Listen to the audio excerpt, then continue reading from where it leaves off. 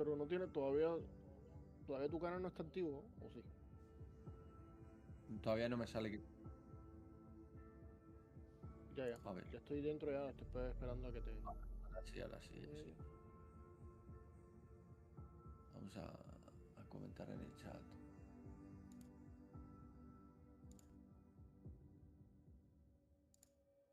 Behold, the Copion. Though not particularly prized for its intelligence, what it lacks in brains, it makes up for by being incredibly, well, horny. Bueno, si aquí no... Si aquí es por los seguidores que aparezcamos más arriba, no es por comentarios, cállate. Estamos en... For our Copion results in a free meal.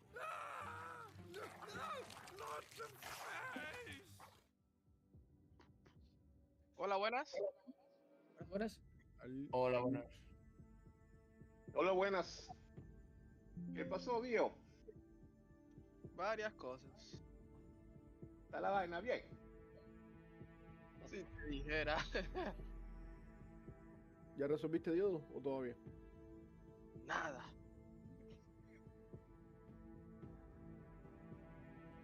Ay, joder. Bueno, me va a tocar comprar el juego de nuevo.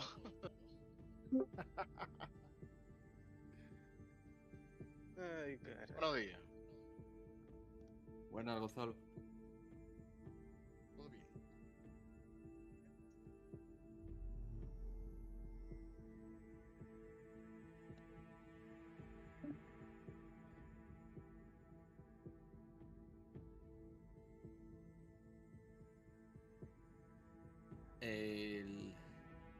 ¿No puedes retransmitir sin el chat de YouTube? Para que quede como más limpia la transmisión y que no se vea que es YouTube.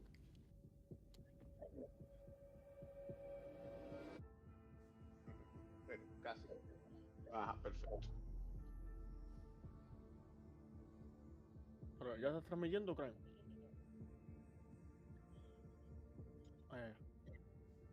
¿El timer lo pusiste tú, Crane? No. Eso es de ellos.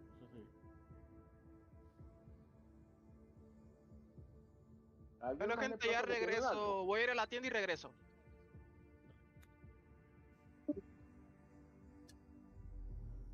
Crane, si puedes mutea o baja el volumen de la entrada de audio desde el Discord.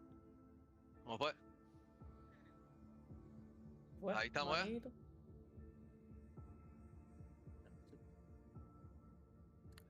A ver. Ahí está. 20 minutos. La actualización.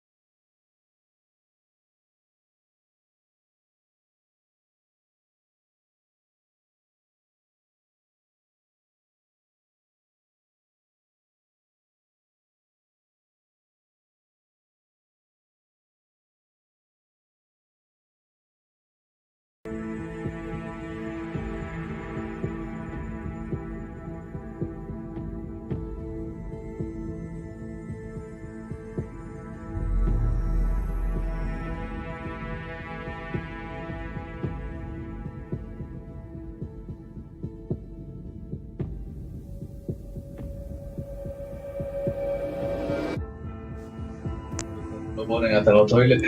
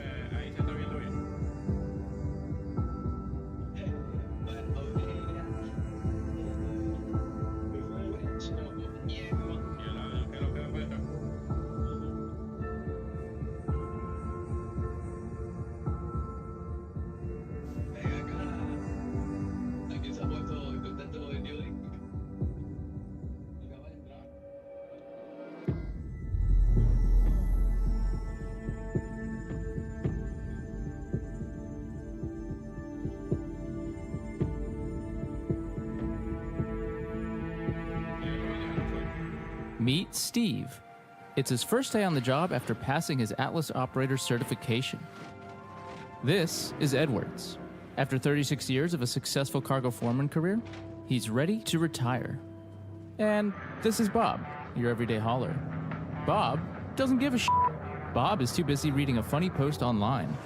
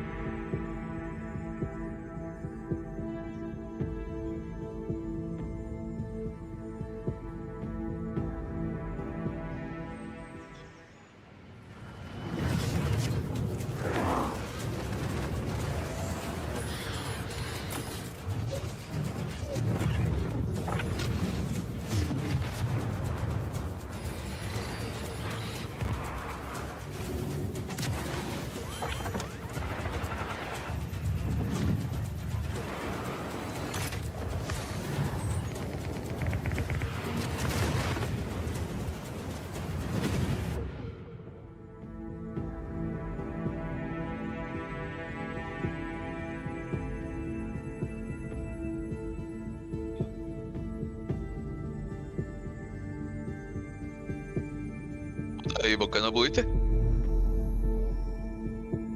Coño, sus madres, los putos japoneses ahora van a ver con los inmigrantes. Ven acá, que. Mira, tengo que te hace falta conseguirte, que tú que siempre le andas dando pique a los japoneses por allá, los pingazos a la ministra nueva, bro, que seguro se le quita y abre la frontera. Usted le da un pingazo cubano y abre la frontera. Y usted se gana la visa de Japón, fija. ¿Cómo así, vale?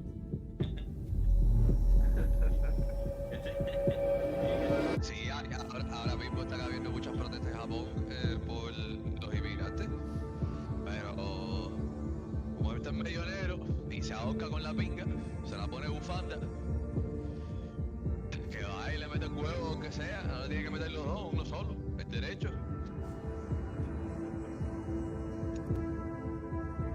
Sí, pero la chelcha con inmigrantes es por la vuelta de los americanos.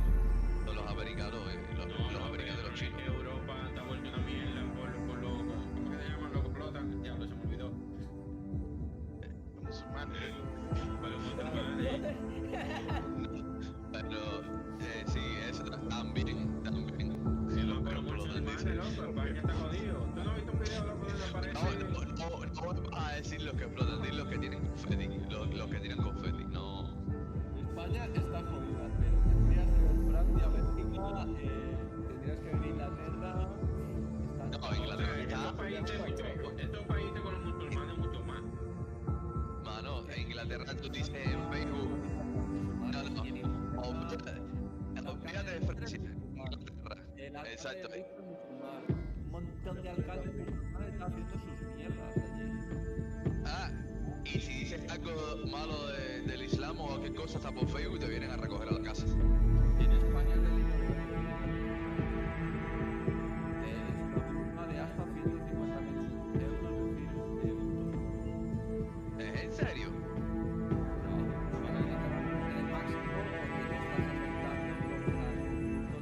Hi there, I'm Scooter Lee Scooter from the beautiful Brio's Breaker Yard on Daver. Now, some people think Brio's is still a rough and tumble kind of place. Well, that just ain't true, Bo.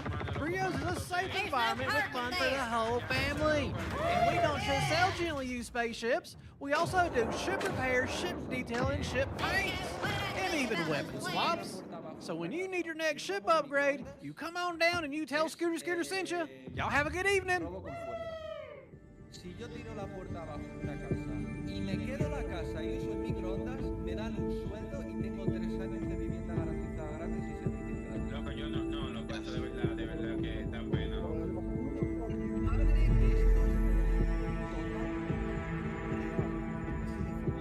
Y si eres el dueño de la casa, y los tocas, vas preso tú.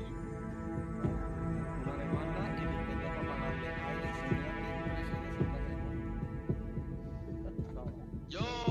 Yo ahí voy poniendo el estilo americano, ¿sabes? Para por puerta, chocolazo en rodilla y después que se arrastre por la puerta para afuera.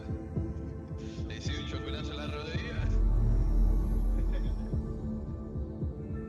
Yo, ni voy a hacer yo.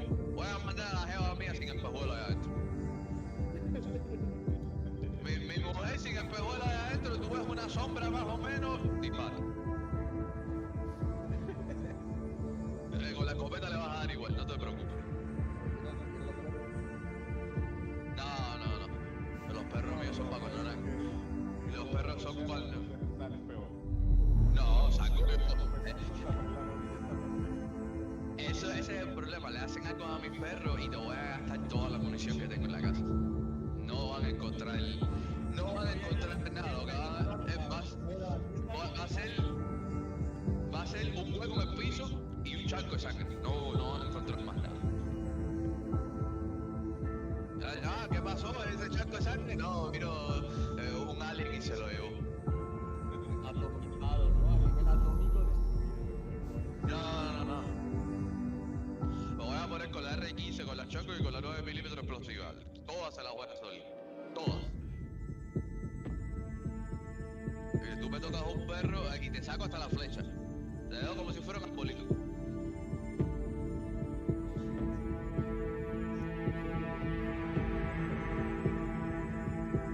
¿Cubano o japonés?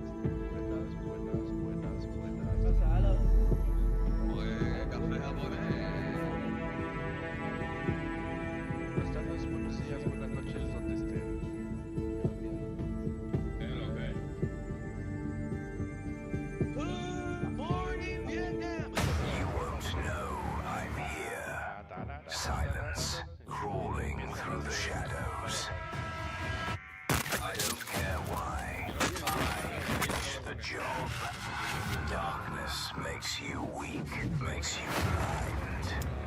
No pain, no fear, just a cold breath on your neck. When the light comes back, you're already gone.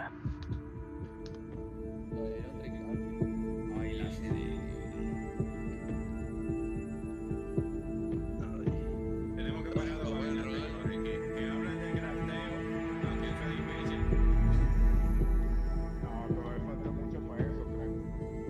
No, lo primero que van a hablar. Sí, van a hablar de los fireplates, van a hablar de las escaleras, que todavía no lo han podido hacer. Van a hablar de las cosas modulares. Miren, por mí que dejen la Para partida caer. así. Mira, se pongan a joder. Y el escuadrón 42 viene 4 veces. Y el 4 veces te lo van a volver a cambiar, que va a ser en 2 años. Creo que el 4 PC. Creo que eso. El escuadrón 42. Ah, yo entendí que tú dijiste 4 PC.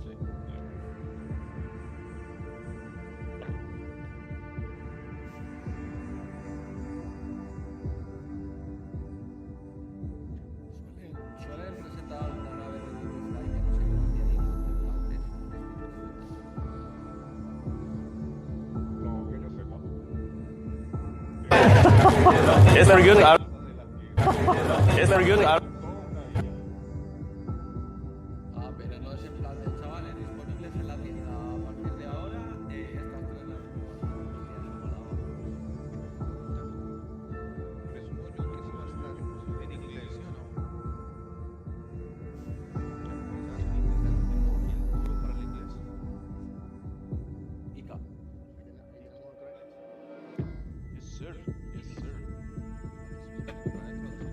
Hello, hello. Aquí se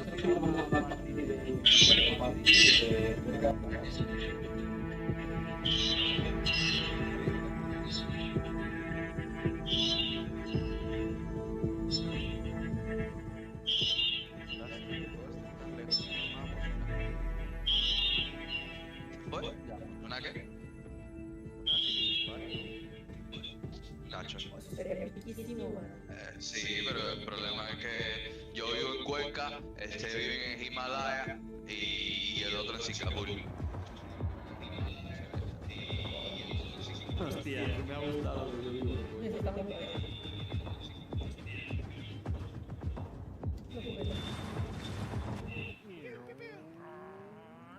Y que tú ahí en la esquina, donde la bala gira en la esquina, ahí, por ahí pasa la pica para allá atrás, un poquitico, 2 cuadras más para allá.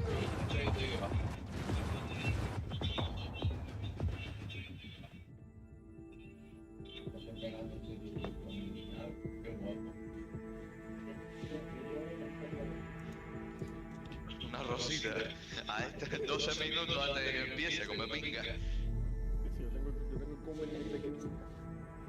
Bueno, dale, apúrate. Te da tiempo si vas rápido. Para llévate el teléfono, chica. Y enséñanos un poco Japón. Llévate el teléfono y enséñanos Japón. Señor, ¿ustedes me pueden confirmar el audio? Si el audio del Discord no se oye mal, la voz de ustedes cuando hablan. Estás con eco, crack. Ok, déjame ver. Es que yo lo escucho en la transmisión y lo escucho aquí en el Discord. Exacto. Ahora sí, ahora se escucha mejor. Sí. Tuve que ponerle ustedes un audífono específico, el micrófono por otro lado y el sonido de la IAE y otro por otra vaina. A usted sí se le escucha bien. No sé si la transmisión se escuche bien el audio de nosotros. Sí, eso es lo que estoy intentando, que se escuchen ustedes también. Lo de YouTube está un poquito bajito, pero está bien. Ah, no, se escucha perfecto. Yo no estoy muy alto tampoco. No, está perfecto. Está sin eco, dice Osvaldo. Que no sé si está aquí en el Discord. Señores, recuerden ir a New Babbage y pedir su nave para que, por si acaso. Que ya yo estoy harto de esa GP7. Que ahorita ya. Por si acaso, eso es lo que estamos hablando, que por si acaso lo hagan. Porque Ya, posiblemente. ¿Te imaginas terminando la Citizen Con que actualicen todo? Hombre, que Yo no peguen a cero, dudo ¿no? en verdad, pero es mejor prevenir, loco, porque de verdad me han quitado la F7 como 30 veces y es por nunca hacer. Pero no hay nada que hacer, ¿no? O sea, simplemente reclamas y rezas, ¿no? Exacto. Voy a ponerme en esas entonces, que no lo había hecho. No, Mira la vete animación.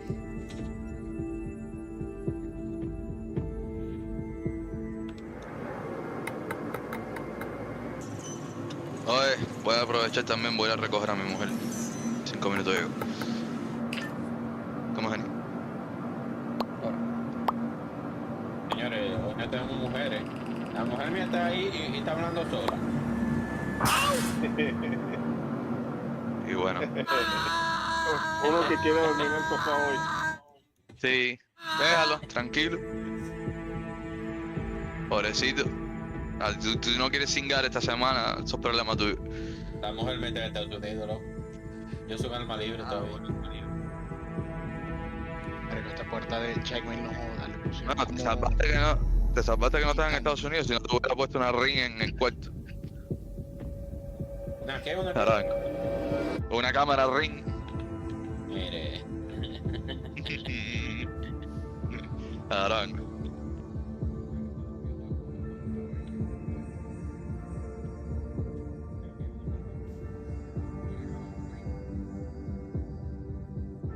¿Ya todos están en el canal de Twitch de Cry? Sí. ¿Cómo?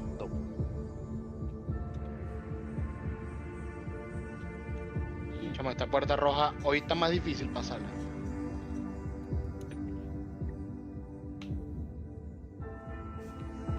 Lo que yo sí creo que van a meter pronto es el cambio de inventario. Coño, eso sería un exitazo. El inventario nuevo, loco, eso hace falta de verdad, loco. Mira, ahora mismo me puse yo a comprar un reguero de vaina como para langar. Tú sabes, toda esa mierda que aparece con el bala, calma lo que me dieron. Bueno, a comprar no. Compré una sola cosa, en realidad, lo otro me lo han dado. Pero saca toda esa mierda del inventario, loco. Imposible.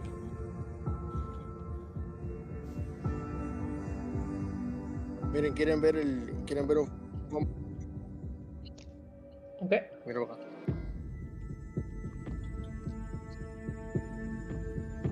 Para que vean el Family Mart, vean el Combinin que está cerca de mi casa. Ah, que estás con la cámara. A ver. ¿Me lo viendo? No estoy enseñando nada, pendejo.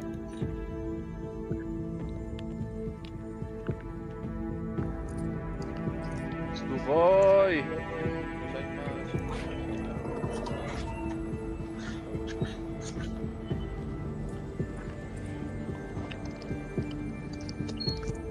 Osaima, arigato. Loco, ¿cómo te dice mamá huevo en japonés? Tomo arigato, Mr. Roboto. ¡Hala!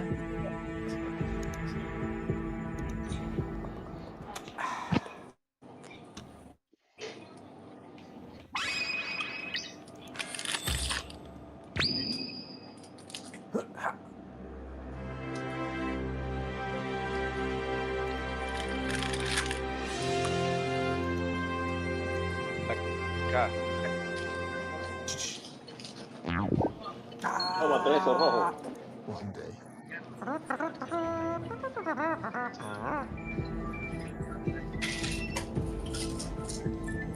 Bueno, muchachos, 3 minutos, señores.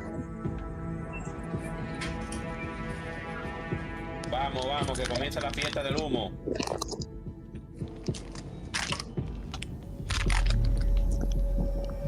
Ya me compré mi mejor rosita. A ver, ¿qué te has comprado? Corre, Vázquez. Vázquez, ¿y qué hora es? ¿Qué hora es allá, Vázquez? Aquí son ahora las 5, a las 3:57 de la mañana. Hostia, a las 4 de la ¿Y tú mañana. andas con el celular afuera a esta hora? Coño, que me salí por accidente. No, mira, aquí nadie te roba un celular, mira. No, el celular, bueno, los celulares ya son difíciles, pero dinero, date un tiro, matate. Tú sabes lo normal. No. Y no hay nadie. Lo Ahora normal, mismo dice. Mira, les voy a enseñar más o menos mi casa. Por fuera. Es que está cerquita del... 2 minutos, de señores. la tienda esa. No, pero es que no se ve ni carajo. Porque es Japón y hay seguridad masiva, pero eso es en España o en otros sitios, ya sabéis. Ah, no, aquí ya lo hubieran atracado, le hubieran robado, le hubieran apuñalado, lo mataban 7 veces antes de caer al suelo. Te hubieran comido, ¿no? Y por sospecha te dicen de que están de la calle, hasta el que nos roba si te ve a las 5 de la mañana en la calle te va a dar un fundazo. Por sospecha, porque acá haces tú a las 5 de la mañana en la calle. Hasta el cura del pueblo te va a robar si te pilla ahí.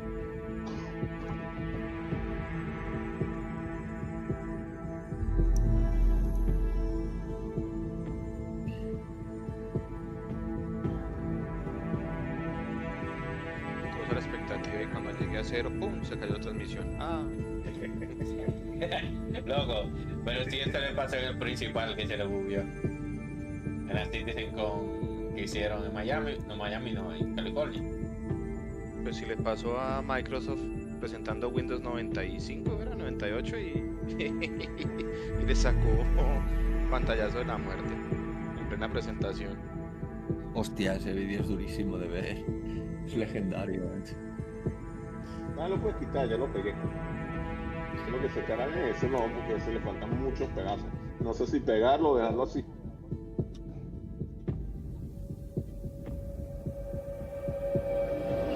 Esto, edición.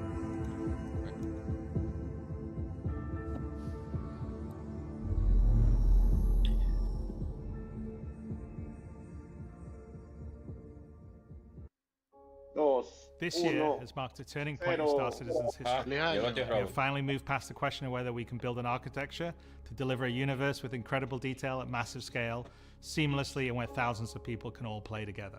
Server meshing has been working pretty much flawlessly at scale for the past 9 months. It has brought a more populated and active verse with up to 700 players online and in the same space at once. It's greatly increased server performance and delivered a much more responsive player experience. I couldn't be prouder of the team. They delivered something no other online game does presently. There may be other games out there that claim large player counts, or even the ability to mesh, but none do it at our detail, scale, and seamlessness. Of course, there will be continued improvements to server meshing and to Star Engine, but having moved past this last big technological hurdle has allowed us to finally focus on quality of life and stability improvements, something that has long been overdue.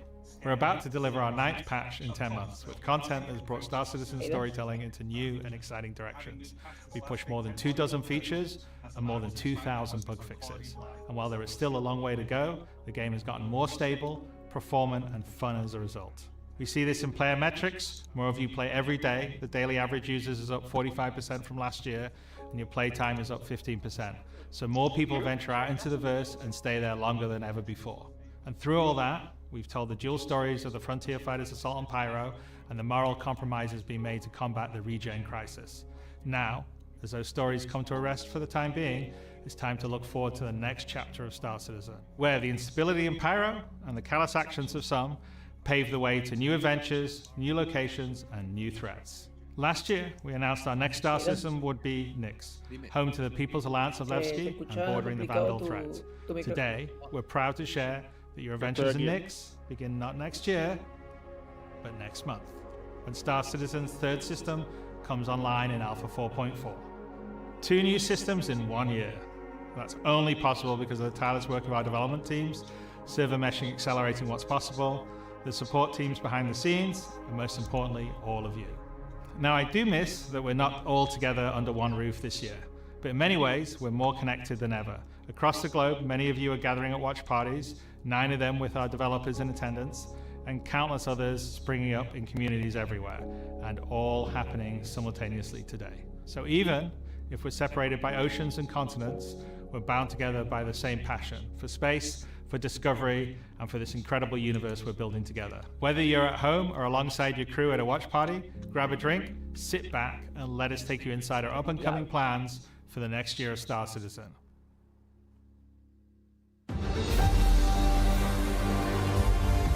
Vamos ya. Dale rápido, Tito, Robert, que te está poniendo viejo.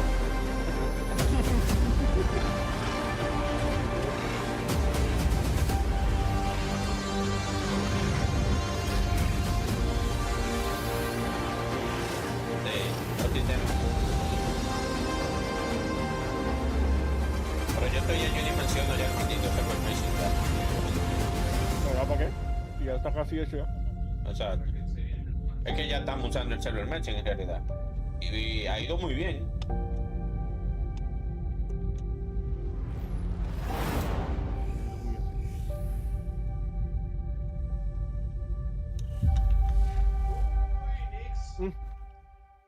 Eso se sabía que eso iba a salir ya. With the foundational technology now in place, the content development of the game is no longer restricted, allowing us to forge ahead with building out our first 5 star systems. Nyx will see the much-loved Levski landing zone added back to the verse, while also bringing you one of its most iconic landmarks, the Glacian Belt. Here, you'll experience a new combined arms operation that will introduce new factions and new adventures for you to discover. With this edition of our 3rd star system, we're also going to do something that's at the heart of the entire Star Citizen experience, and that is to build it right in front of you. As we have done this year, with the addition of several major locations, such as the Hathor facility or the Lazarus complex, we will continue to unveil new Nyx content throughout the year. It's a slightly different approach to how we deliver Pyro, but we feel this gets the content into your hands sooner and shows our intent as we continue our march towards 1.0. I'm so incredibly proud of the work our teams have done and are continuing to do, and we're excited to have you on this next step of our journey. And as with any journey in Star Citizen, that begins with a little story.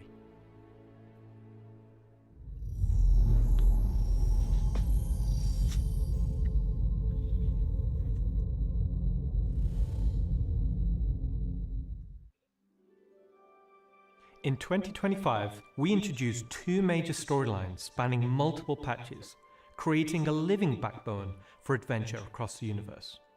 The first was Pyro Must Burn. It connected Stanton to Pyro and introduced the Frontier Fighters, who are relentless, brutal, and determined to wipe out any threats that cross them. And with this month's release, you'll now take part in the conclusion to that storyline. The second was Science Run Amok, with the Regen Crisis throwing the Empire into chaos, and you all jumping in to help the various corporations respond.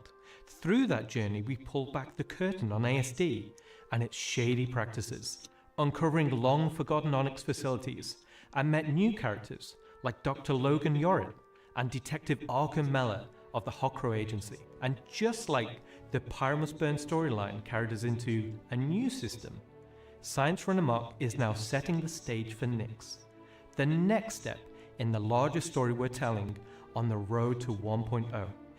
As this new chapter of Star Citizen begins, let's hear from just a few of the team members working to bring this next era of our universe to life.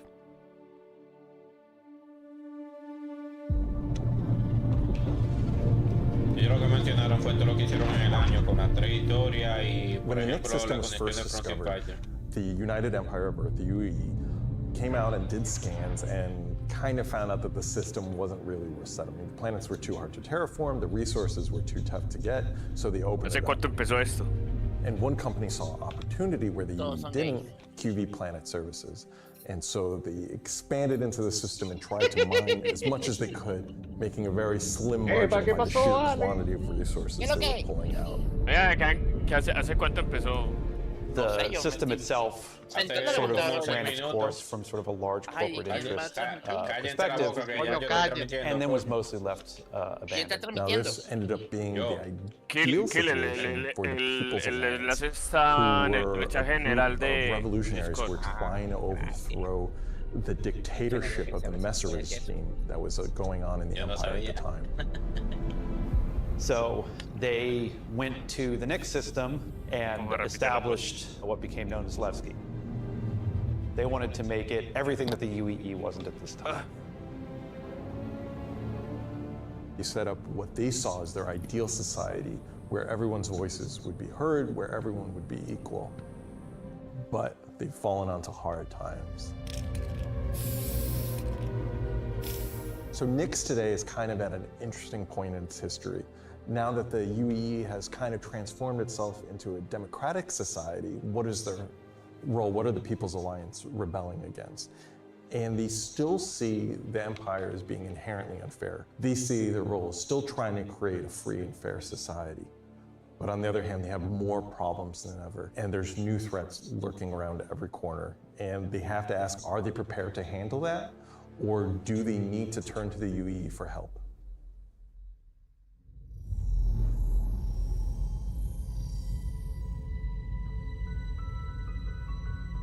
Making a star system is you approach it from kind of two angles in a weird way. What is this system bringing to the gallery? How does this new system plug into it, and what does it bring to the table from a sort of a flavor experience? We want to make sure that whatever it's bringing to the company is unique and has some flair to it. So the Nix system is a remote system where people want to go and live free outside of the pressure and influence of the UEE. It's a remote and rugged system with a lot of hostility coming from the ever-present threat of Vanduul. It's kind of like a frontier-esque thing. It's not lawless like Pyro, it's just kind of out there.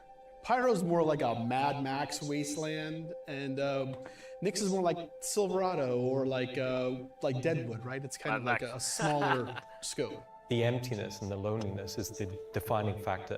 You're still going to find gangs, you're still going to find hostile presences, but it's where people go if they want to live off the grid.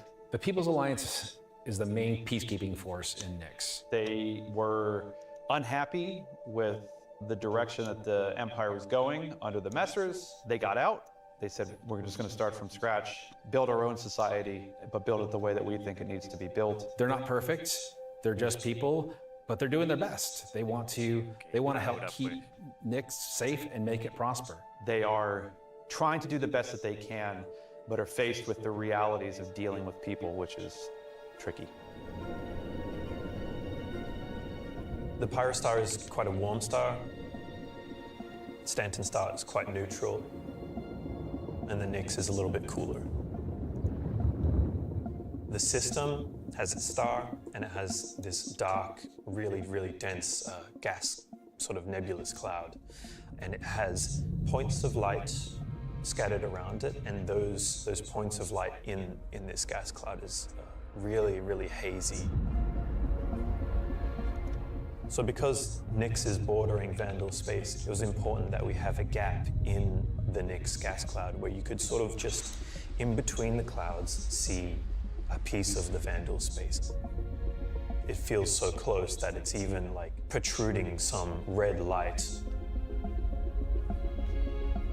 The level designers are using it as an actual visual indicator of where to place more dangerous POIs. So if you point your ship in the direction of it, you should find, as we build it out, that you will be in more and more danger.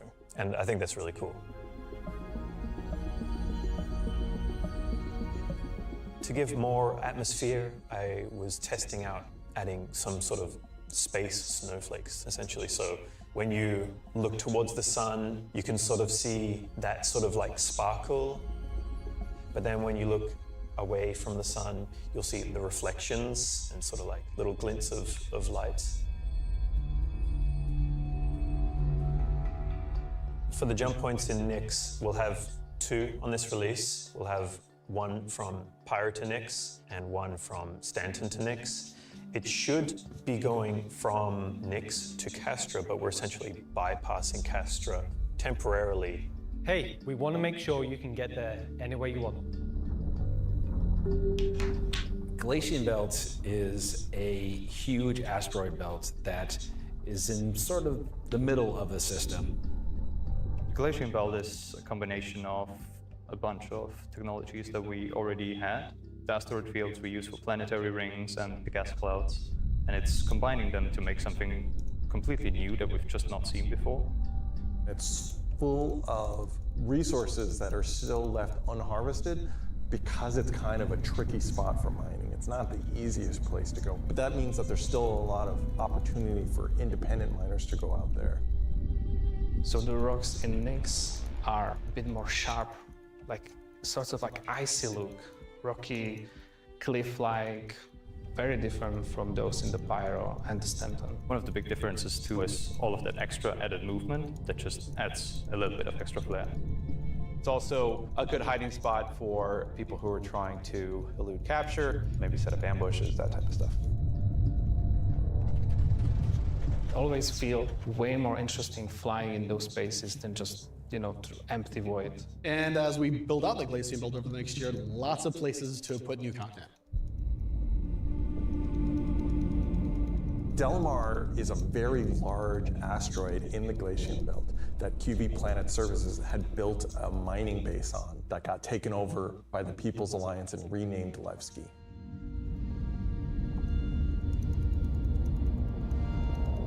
Levski is our first and biggest social outpost for Nyx. It's kind of like the place where you stop before you do your panning. So it's kind of San Francisco before you go out to the gold rush. It's going to be the central hub for trade and hauling and all of the commerce within Nyx and also from Nyx to other systems. But it does have a seedy underlayer to it. Over the years, you're sort of improving the generation method of those asteroids to culminate towards this specific point to make large, explorable location. When you fly towards the Levski, you see this huge gas ring around it, scattered small, mid-sized pieces of the asteroids. Well, Levski is immediately apparently unique by the fact that it's a facility clamped onto the side of an asteroid. The breathtaking views of looking into the belt instantly gives it a unique charm and flavor. As you approach, you'll initially see a very dramatic borehole that goes all the way through the asteroid. You'll also see, growing out from there and alongside Levski, there will be landing pads along what I'd call the spine. Lots of industrial pipes and transport systems to bring out the refined mining materials when it was a mining station. Before, we were using an actual planet, so we had all of the space available to place all of these structures. But now it kind of meant that we had to create an asteroid which has the appropriate size to. If we took the whole shot of the asteroid, you will see that there is an area to fly underneath. We plan on bringing in whole sea gameplay, so this is exterior cargo elevators, so as a team you will be able to load and unload cargo. There's a lot more movement on the exterior, such as the cargo trains going around tracks. It's now going to be fully EVA-able. There will be walkways around the main landing zone to walk on using gravity plates, but you can drift off and kind of go wherever you want. They can explore fully the whole place, which is great.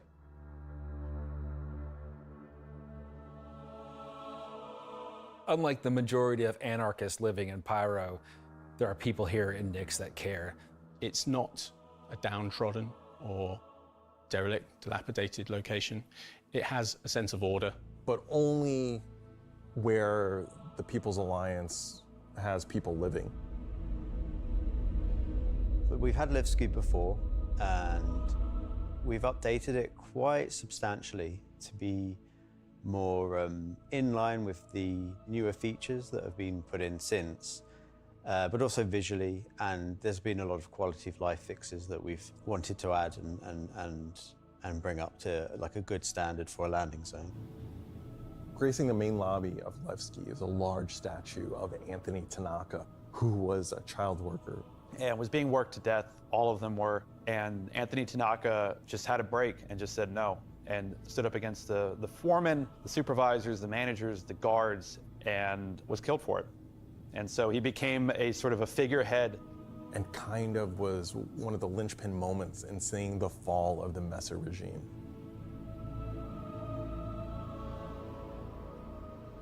So if you take the elevator up to the top deck, you'll see the top view and the cargo area as well. So you can go through the cargo shop.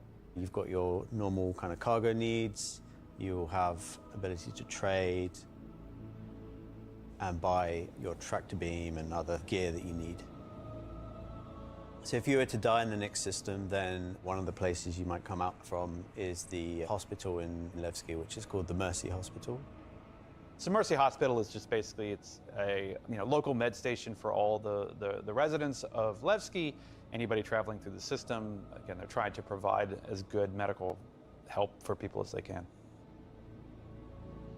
When you arrive at the HAB's location, you'll be presented with a lobby, elevator bank, and then you will take that transit to the HAB room. So within that room will be pods. And that's where the original miners would have lived. They're not the nicest, and they're a bit messy, but they're a home for people in Levski.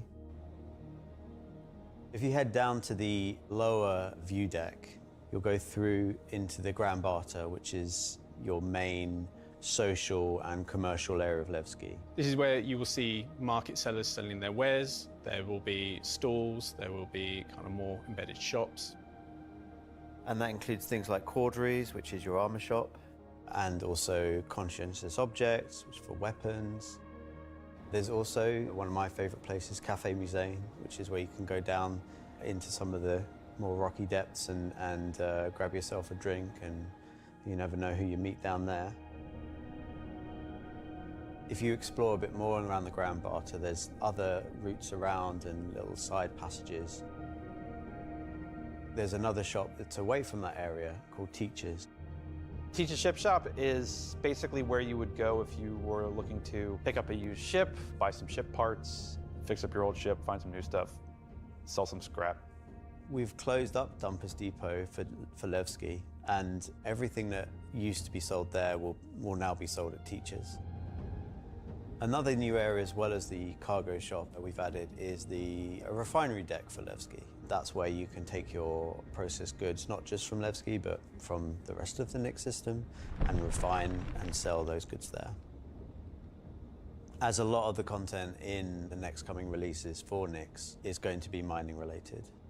So it's super important that Levski is a really nice hub for mining type of gameplay.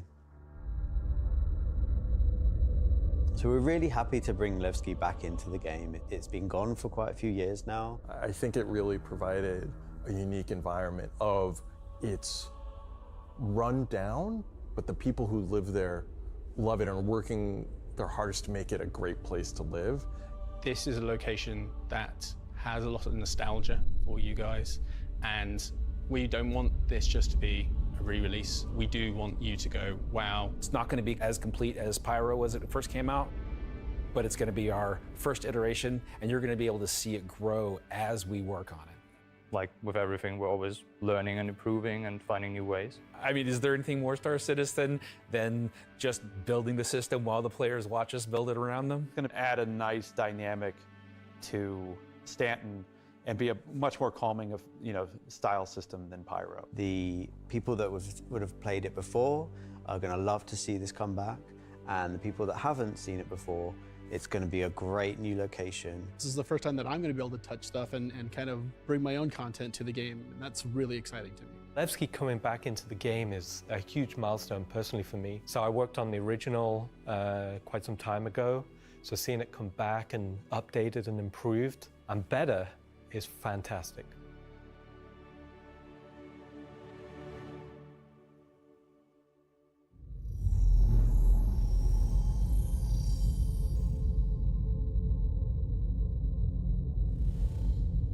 No, dijeron una pila de cosas buenas. So we've talked about Levski, we've talked about the Glacian Sí, lo Belt, que me pareció but you're probably interesante es asking que yourself, dijeron que what's the new Nix game no está fix tan that you're listo going to como be estaba doing? Pyro So let's cuando find salió out. Pyro, así Welcome que to va a Nix ser más is bug que your cuando first estuvo Pyro al experience in a new principio. space station in a new solar system. It's a mystery to be solved. There's things for the player to explore and look into. There's going to be some twists and turns, of course, some combat, and if you're lucky enough to survive, maybe some good rewards. This is basically a continuation of kind of our ASD storyline. So in the closing out what we had called our Science Run Amok storyline, we had revealed that ASD had been procuring sort of very black market illegal stuff in order to conduct their experiments. So this mission is basically going to be continuing on that trail. So the Navy has learned that illegal tech is being sold in the UAE, and they're hiring Intersect to investigate. Intersect Defense Solutions is the leading military defense contractor in the UAE. So the Navy contracts with them a lot for doing various kind of military operations that they don't want to handle themselves. We didn't want players to be working directly for the Navy. The Navy just doesn't call up random citizens and ask like, hey, if you're free, can you fly a helicopter? I guess as a player, when you can think about like, oh, where am I gonna be doing missions that are capital ship battles or large fleet scale stuff or military operations, that's all gonna come from Intersect Defense Solutions. Intersect have discovered the source of the illegal tech is in the Nix system and an old abandoned QV Planet Services logistics station that's come back online. So they want the players to figure out what's going on. So when you come out of Quantum and you start your approach vector to the objective, you'll be weaving through asteroids, going through the Glacian Belt, and slowly the station will reveal itself. Now this is an old QV logistics station. It's pretty beat up, it's pretty derelict, but there's some points of interest that you'll spot as you go through. So the station itself shares design cues from old Pan Am stations found in Pyro. This architectural design found its way over to the Nix system as the system was being established. But you'll also see some additional design cues that QV Planetary Services were adding, so it's a nice transition architectural point. It's fairly skeletal in design. You'll see logistics yards and cargo yards, but also facilities pinned inside the asteroid, creating this network of facilities. You'll notice there's a Polaris near the main hub. It's not a normal Polaris. It's damaged, it's broken. It's not a standard corporate Polaris. So at this point, you should be asking yourself, who does this belong to? Away from the Polaris, you'll see struts leading to asteroid bases. Now, these asteroid bases are locked, so you don't know exactly what's inside just yet. But all of this comes together to form the playground for the mission to take place. So not only is this facility unabandoned, but it's also under attack from a surprising but familiar foe.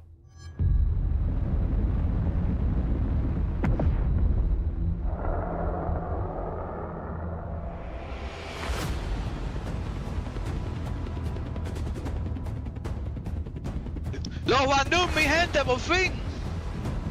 Diablo. Llegaron los Bandung. Yo pensaba ¡Por que era fin! For the first time in Oh, mira la Glade. the Vandal. Oh, qué bien. Ya llegamos.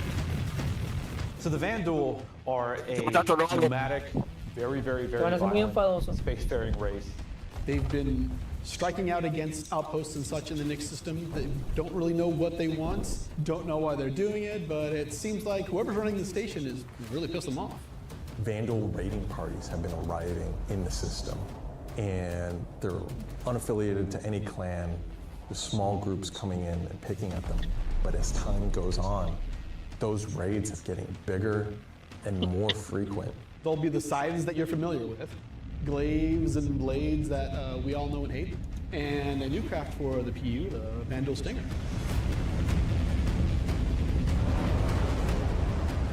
You will be Nueva nave, contacted Bandul, by la some Stinger. civilians on arrival asking you for help. So at this point, you have a choice. You can either bug out, mission over, or join the fight. This will be the first time since the PU launch that you'll be able to fight against Vandal aggressor ships. This fight will be intense. The player should be able to deal with them, but they will have to be prepared and they'll have to come back in to fight off this initial wave, and that won't be the end of it.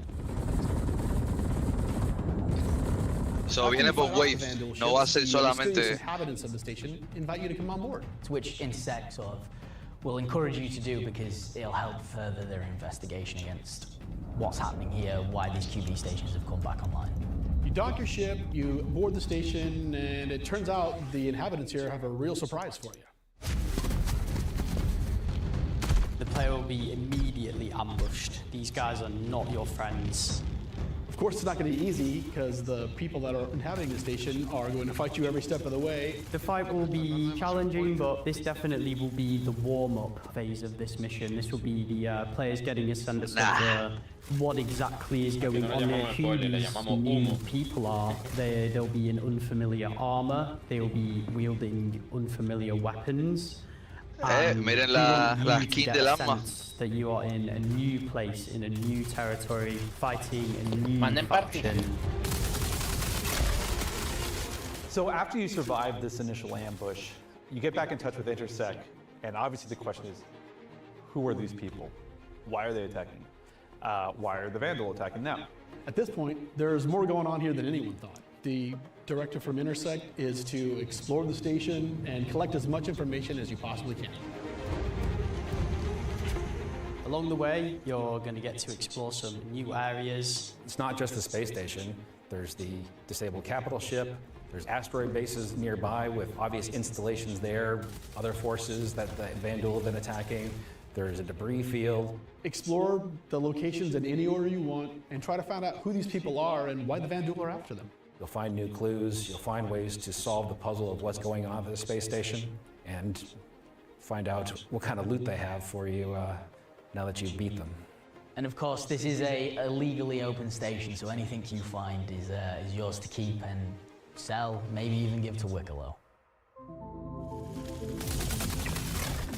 This isn't just a one-time event, this is a permanent sort of mission that we're going to be adding to the game. You can go back and repeat this mission and find ways to do it even better, even faster. There'll be a different story and different flavor. Obviously, we can't have the same thing happen every time. There'll be other missions that Intersect will offer to you based on the evidence that you found. Now you know the real story, and you can start digging and giving more information to Intersect along the way.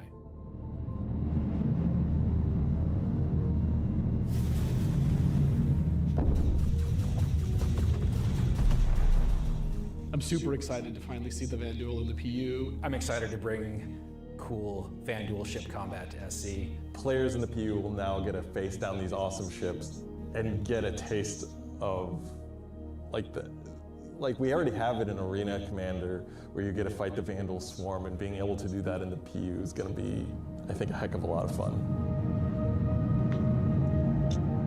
So this marks a great milestone for us for not only pushing hard and adding great content this year, we're also being able to introduce the next star system and introducing the next landscape to tell new stories and add new gameplay beats into the ever-expanding universe. So we'll leave 4.4 there. If you're at one of the watch parties, please raise a toast to the great work that all the teams have been doing this year. And I'll be right back in just a few minutes to look ahead at some of the things coming in 2026.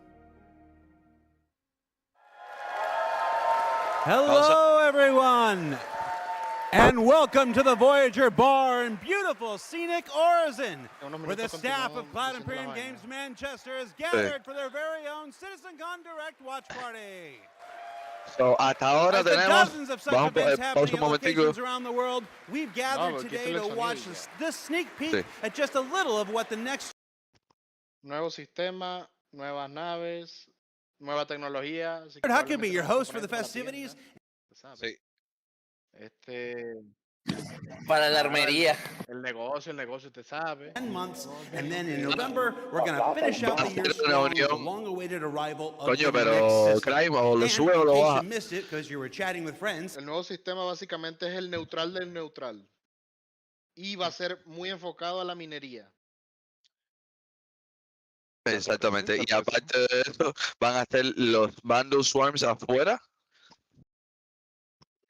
De la estación esa vertiginosa. Sí. Y va a ser como, no sé si una oyeron. misión como la ONU. O sea, a partir de la historia de Onyx, enlaza al sistema este nuevo y esa estación nueva, que probablemente en esa estación nueva va a haber la tecnología clase A de la nueva tecnología que van a sacar.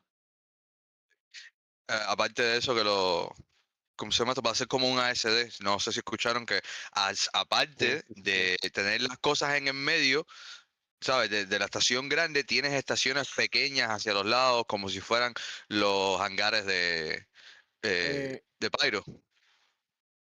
Espérate un momentico. Crime, mira a ver si puedes eliminar el duplicado ese del audio que se escucha. Pésimo streaming. No entiendo.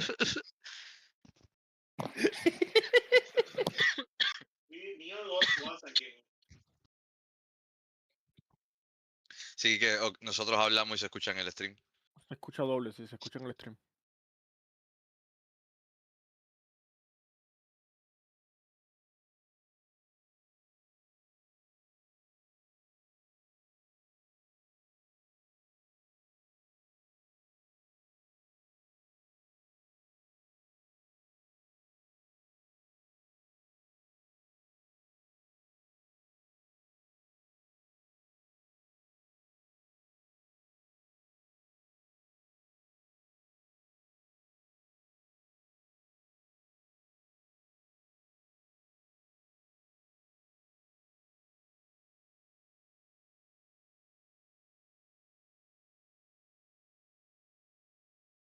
Eso tienes que poner ahí. Crime, ¿tú usas algún programa para dividir el audio?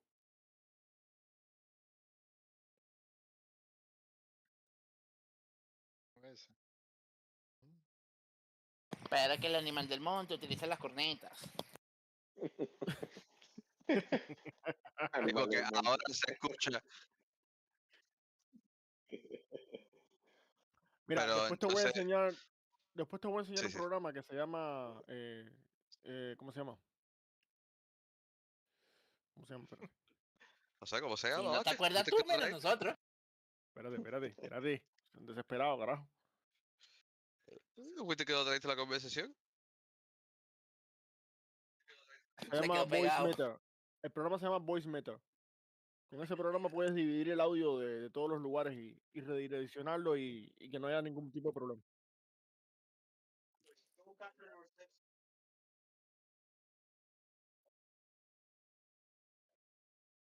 Que hablan aquí y suena al rato. Sí. Súbele el audio. At Cloud Imperium Games, ya, we silencio. believe art inspires the best technology. And through the development of that technology, it pushes us to create even better art. When Genesis comes to the persistent universe starting next year, it will change how you experience every world. And not just in the building of the new planets for the Nix system. We will also go back through Stanton and Pyro and reimagine them through the lens of our technology. Previously, and more traditionally, we'd create slices of biomes, like deserts or forests. This approach moved us forwards and got us this far, but solving the scale was always tricky. And for Star Citizen, we like to do scale on another level. Issues like seeing tiling from our height maps from high altitude, or the unpredictable blending when two biomes connected, were common. But ultimately, things just never felt right. Our worlds were gorgeous, but to us, they still sometimes felt like interpretations. Now, this was a super hard problem, which we needed to solve at the scale for Star Citizen requires. We challenged ourselves to emulate nature in the most believable way, and not just on a planetary scale, but to our level of detail.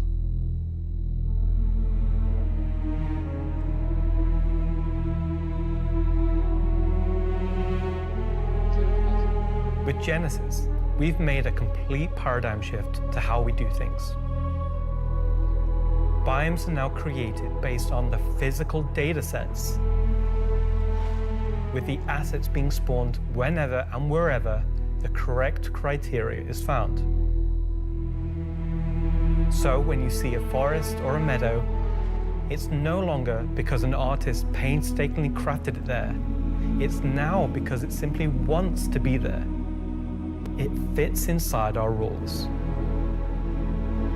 Genesis also ties into our other gameplay systems. Our new planets are built from the information we create for our different datasets, like height maps, humidity, temperature, soil type, soil amounts, geology erosion data, to name but a few. This means you can now tell where to find valuable minerals as the geology looks like it would be suitable for it. Where scree piles exist below sheer cliff faces, and where rocks have broken off over time due to erosion. Of course, these new tools still give us the ability to direct the look and feel we want. The attention to detail from the tallest mountain to the smallest flower is still our core DNA. With Genesis, we can now keep that detail-orientated mindset as we focus on the quality, and it provides the quantity. Genesis provides our planets with the ultimate sense of exploration and adventure, discovery in the purest emotional form. We want you to find that perfect place, with the planets providing an abundant resource to harvest. This is a major part of what exploration is for us. We want that feeling of finding a corner of the universe that you'll fall in love with, and where you want to settle down and build your home. Now I'm going to hand you over to Will to go deeper into what we have built that allows Genesis to realize our vision. As a reminder, some of the visuals you'll see will evolve and change as we continue our technological development and hone in on the final look for Nyx. Thanks, Ian. So, in case it's not already clear, Genesis is our name for a group of technologies that are improving our ability to build worlds, refining those that we've already created, and ultimately expanding our persistent universe to the scale and quality that we all expect. I work on planet tech, so let's talk about how that's continued to evolve since our presentation last year. And instead of just highlighting some really cool biomes that we can create, let's go ahead and show how all this work applies to the upcoming planets of Nyx. So there are 3 planets in Nyx. Nyx 3 is a gas giant, and I think it's blue. It's not going to surface, I don't really know. Nyx 2 is a yellow, toxic, it's got like this high pressure atmosphere, and it's like a very volatile planet with high risk reward gameplay. It's gonna have some really interesting biomes for you to discover, but for now, just know it's gonna be dangerous, because today we're gonna focus on what we consider to be the hero planet of this system.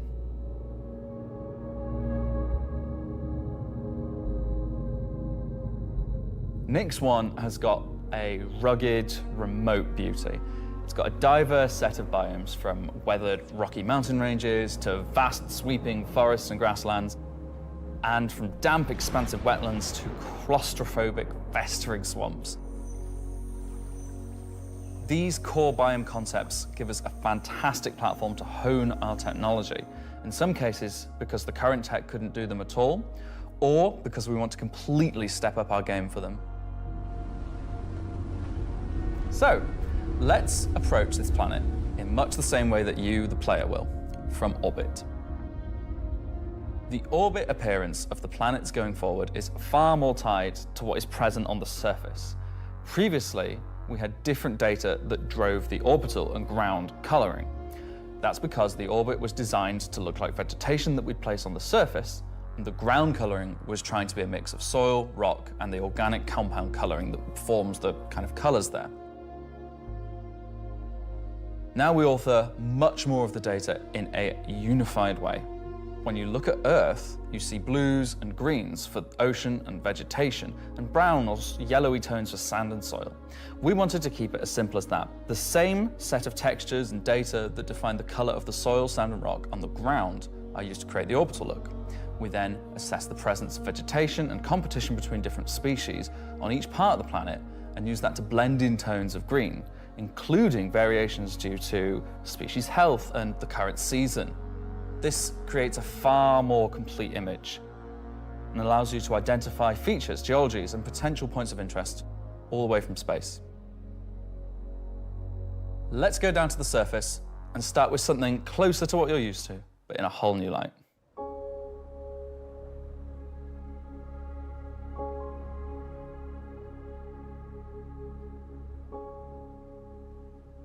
When we approached the surface of the planet, we wanted to start by focusing on just the soil and rock.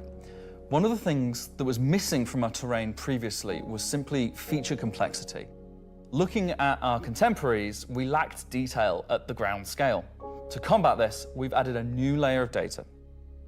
That layer is called the medium tiles. These are intelligently placed on top of the existing 4-kilometer terrain tiles based on slope, soil type, and other erosion data.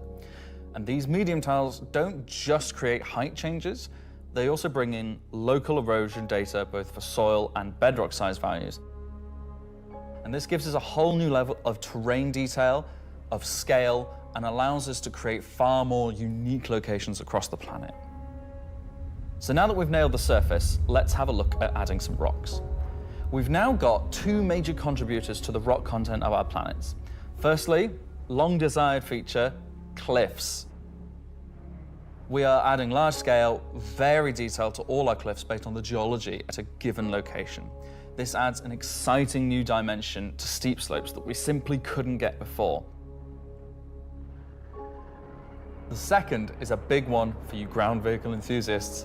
Rocks are now found not scattered everywhere, like spilt popcorn at the cinema, but only in places you'd expect to find them, thanks to a brand new rock scattering algorithm that isn't annoying as hell.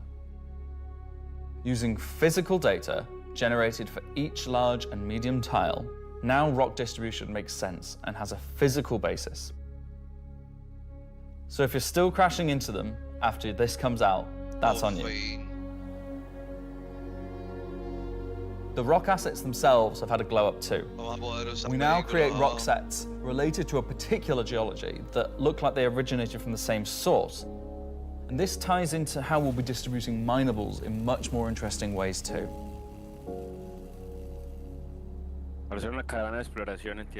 So now that our base terrain and rock scattering looks good, let's add some vegetations and explore some additional biomes.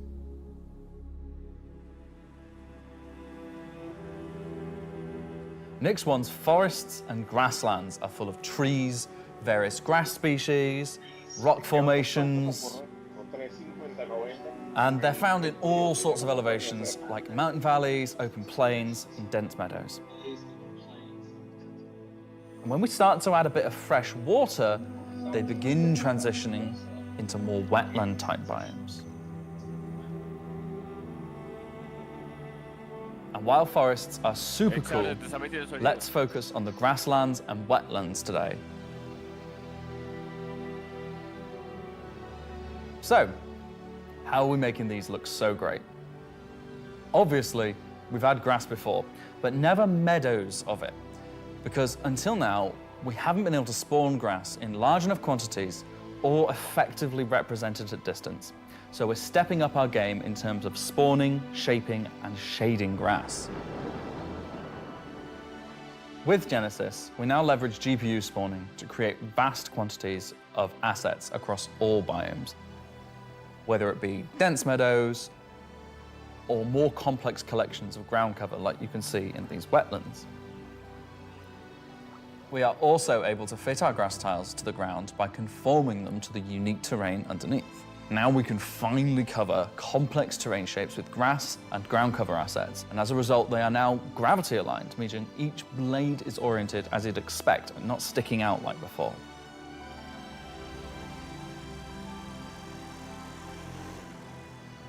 Next, let's take a look at how we light our grass. Now, as in real life, the shading of a grass blade, or indeed a whole field of grass, is lit very differently to like a flat surface. We now use a solution that shades meadows of grass far more like fur or hair. And this, if you think about it, makes sense. At a distance, a field of grass is far more like a carpet or cloth than a flat surface. This improves how our grass looks from a near perspective, as well as bringing us nicely into how we're solving the distant representation of grass. So, let's talk about the distance problem. One of our biggest achievements with Genesis is allowing us to build beautiful biomes out of flora and geology assets like a building set. Can I say Lego? No. Too late. But in the past, this broke down very quickly when objects simply disappeared when viewing the same biome from 10, 20, 100 kilometers away. Because we don't hide planetary transitions and allow you to view complex regions from very large distances, there are almost infinite perspectives from which you can see a location in Star Citizen. So, how can we afford to evaluate complex spawning logic at runtime for the entire swathes of the planet? Enter the virtual terrain. Virtual terrain, or VT for short, is how we now cache and represent our terrain at varying scales. This has been the enabler for all of the lovely advances in terrain complexity and asset spawning we've shown so far.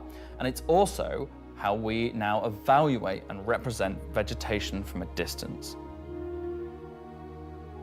When creating the VT for each part of the terrain, we assess if vegetation has covered the ground, and if so, what shading should be applied. For all of our biomes, we're now able to use the same shading model for the distant representation as the close-up asset, whether that's our lovely rolling hills, some more dramatic rockscapes, those muggy wetlands, or even our festering swamps. So yeah, we didn't forget about the swamps, and they're coming to Nyx 1 as well. Built using the lessons learned and all the technologies we've developed, these swamps now spring into existence from the planetary data.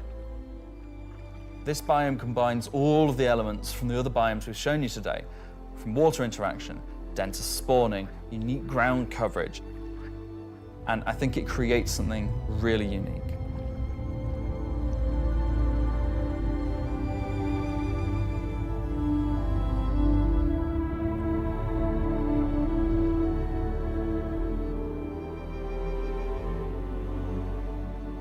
Anyway, that's our update on the Planet Tech portion of Genesis and how we're using it right now to sculpt the identity of Nyx 1. And I hope you're as excited as we are to explore this and everything we haven't shared yet next year. As you can see, Genesis is now inspiring everyone here to create planets of the quality and believability we've always strived for. A meeting of technology and art that I truly believe will set our worlds apart from anything we've done before. And with that said, let's move on to a little travel between systems, literally.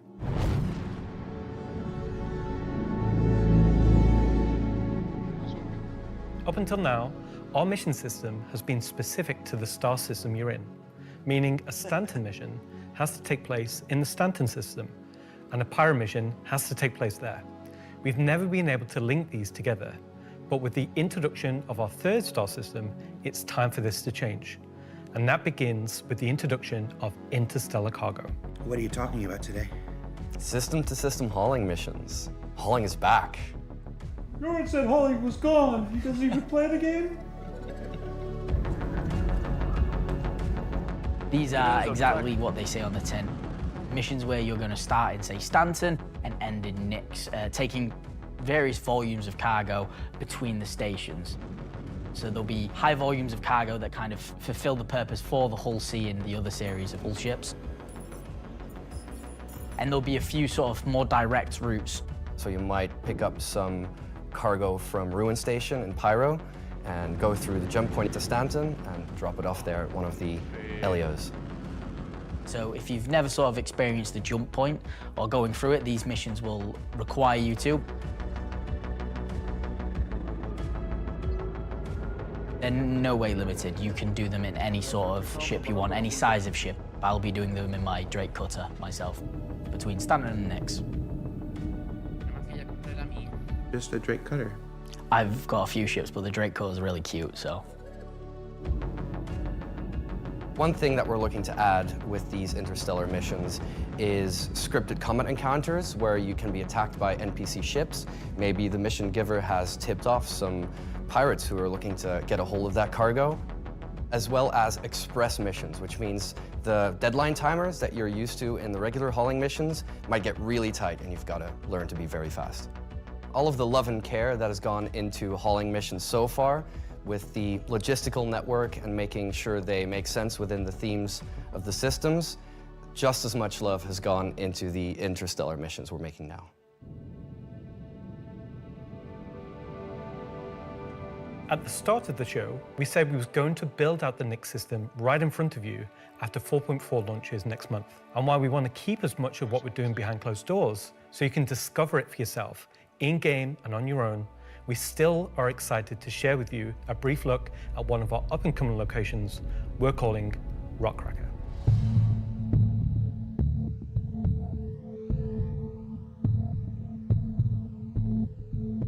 Okay, so Rockcracker, Jared, is our internal name. Rockcracker is where you have to crack a rock. It's a big rock. You want more? So way out into the Keegar Belt, you'll find these old QV breaker stations.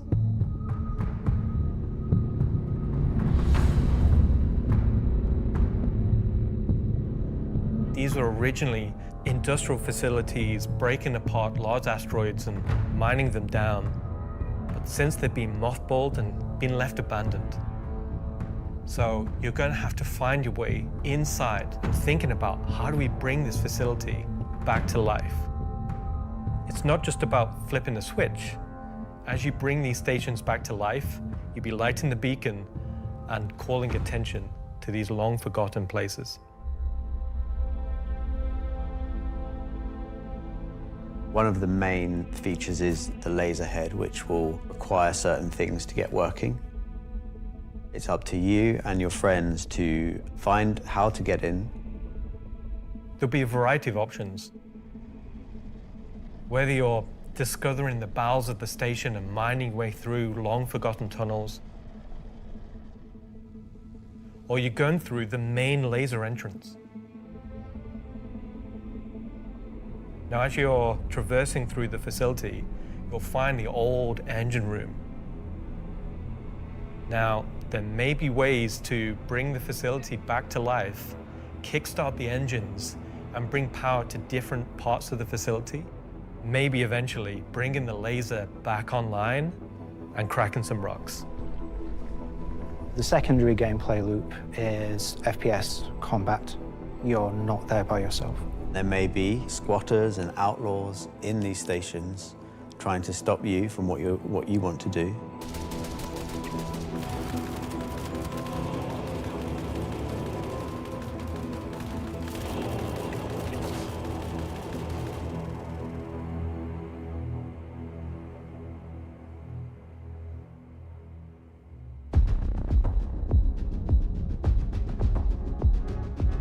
So you've found these old facilities, you've brought them back to life. You've systematically brought power to various functions of the facility. You've activated the laser. You've fired the laser. You've broken apart the rock. And then you'll be able to fly your ship inside and see what's there. So you fly a ship into an asteroid? Yeah.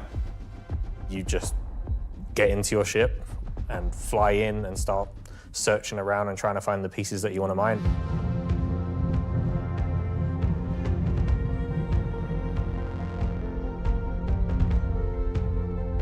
I'm really excited about Rockcracker because it's a sandbox activity.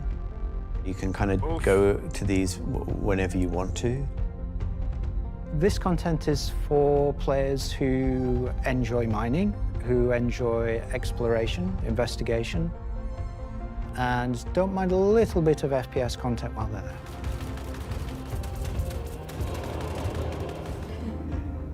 It will be a very new experience compared to any other asteroids, because this one, kind of like Alan and mine, will crack open and show its secret. And one presumes you can make a decent amount of scratch on an asteroid that's big enough you fly your spaceship into it. It wouldn't be worth doing if you couldn't make a good amount of coin, yeah. Making promises for the econ team. Yeah, they've got to balance it. It's for people who want a lot of minerals. When crafting comes in, when all the other mechanics and features that we want in the game for 1.0 come in, it will be a place where like an organization or a group of like 5-6 people could come and just get a monumental amount of minerals. So that's a look at some of what's coming over the next 12 months. In addition to what we've shown, there'll be new mission packs tailored to the People's Alliance and their struggles. There'll be events that invest you into the evolving storyline of all 3 systems we'll have in the game. And of course, when we begin populating these with new planets, there'll be a whole host of ground-based POIs, settlements and structures inhabited by those trying to make their way in the verse. And all of this in service of building star systems that complement the massive corporate yard of Stanton, the lawless ganking of Pyro, and now the new frontier of discovery for the Nyx system. Should I say ganking? You already did.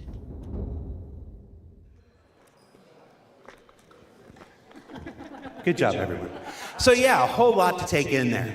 Interstellar hauling is the beginning of a massive expansion to the mission system that'll let us connect these 3-star systems like never before.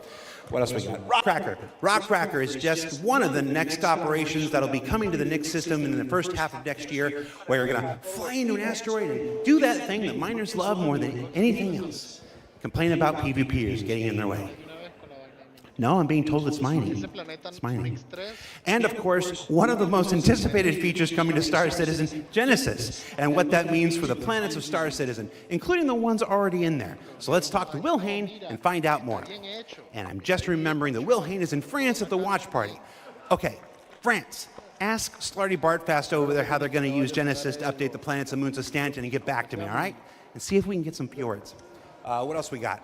The Citizen on Digital Goodies Pack. That's a hard thing to say. That went up for sale a couple weeks ago and has a whole bunch of mysterious items in it. And that's where I can tell you now that almost all of them are tied to the Nyx system in one way or another. So let's find out what's actually in there. There's a gunship flight suit and helmet, 2 armor sets from that mysterious faction causing a ruckus with the Van Duel, and an Intersect BDU sweater and outfit, a couple of crazy weapons that I'm certain we're going to learn about in just a few minutes, some slick Levski swag, and finally, to celebrate the long-awaited addition of the Van Duel to Star Citizen, a cool Van Duel knife and adorable plushie, which I swear to love and squeeze and cherish forever. So yeah, it's a pretty solid haul for this year's Digital Goodies Pack, which you can still pick up right now on the RSI store. So now, let's go ahead and transition into our next segment. Much of what you see in the show today has been the culmination of a lot of people's work in... I had a dream about like this once. Yeah. Okay, so against everyone's better judgment, the thing has finally happened. Can I help you? How do you think the show's going? Good. We're getting the Nyx star system and the Van Duel are coming. Kind of been a lot of Nyx, right? Well, yeah, but it's a major milestone and it deserves a major showcase celebrating everybody's hard work. And you got more, right? Well, yeah, there's spaceships coming up. Cool. Wow, it's like they only scanned the original community portion of me. If pictures steal your soul, imagine what face scanning and PCAP does. Well, this has been super cringe. So I'm gonna head out. Bye. Oh, regular Citizen Con is still better. You should have done that. Of course. Thank you. Part of me that isn't a soulless marketing puppet. All right. No. Let's just go to some spaceships, shall we? Hi, my name's John Crew. I'm the vehicle director here at CIG, and welcome to Talking Ship, where we're going to talk about 3 new ships coming to the persistent universe. Este es de las naves.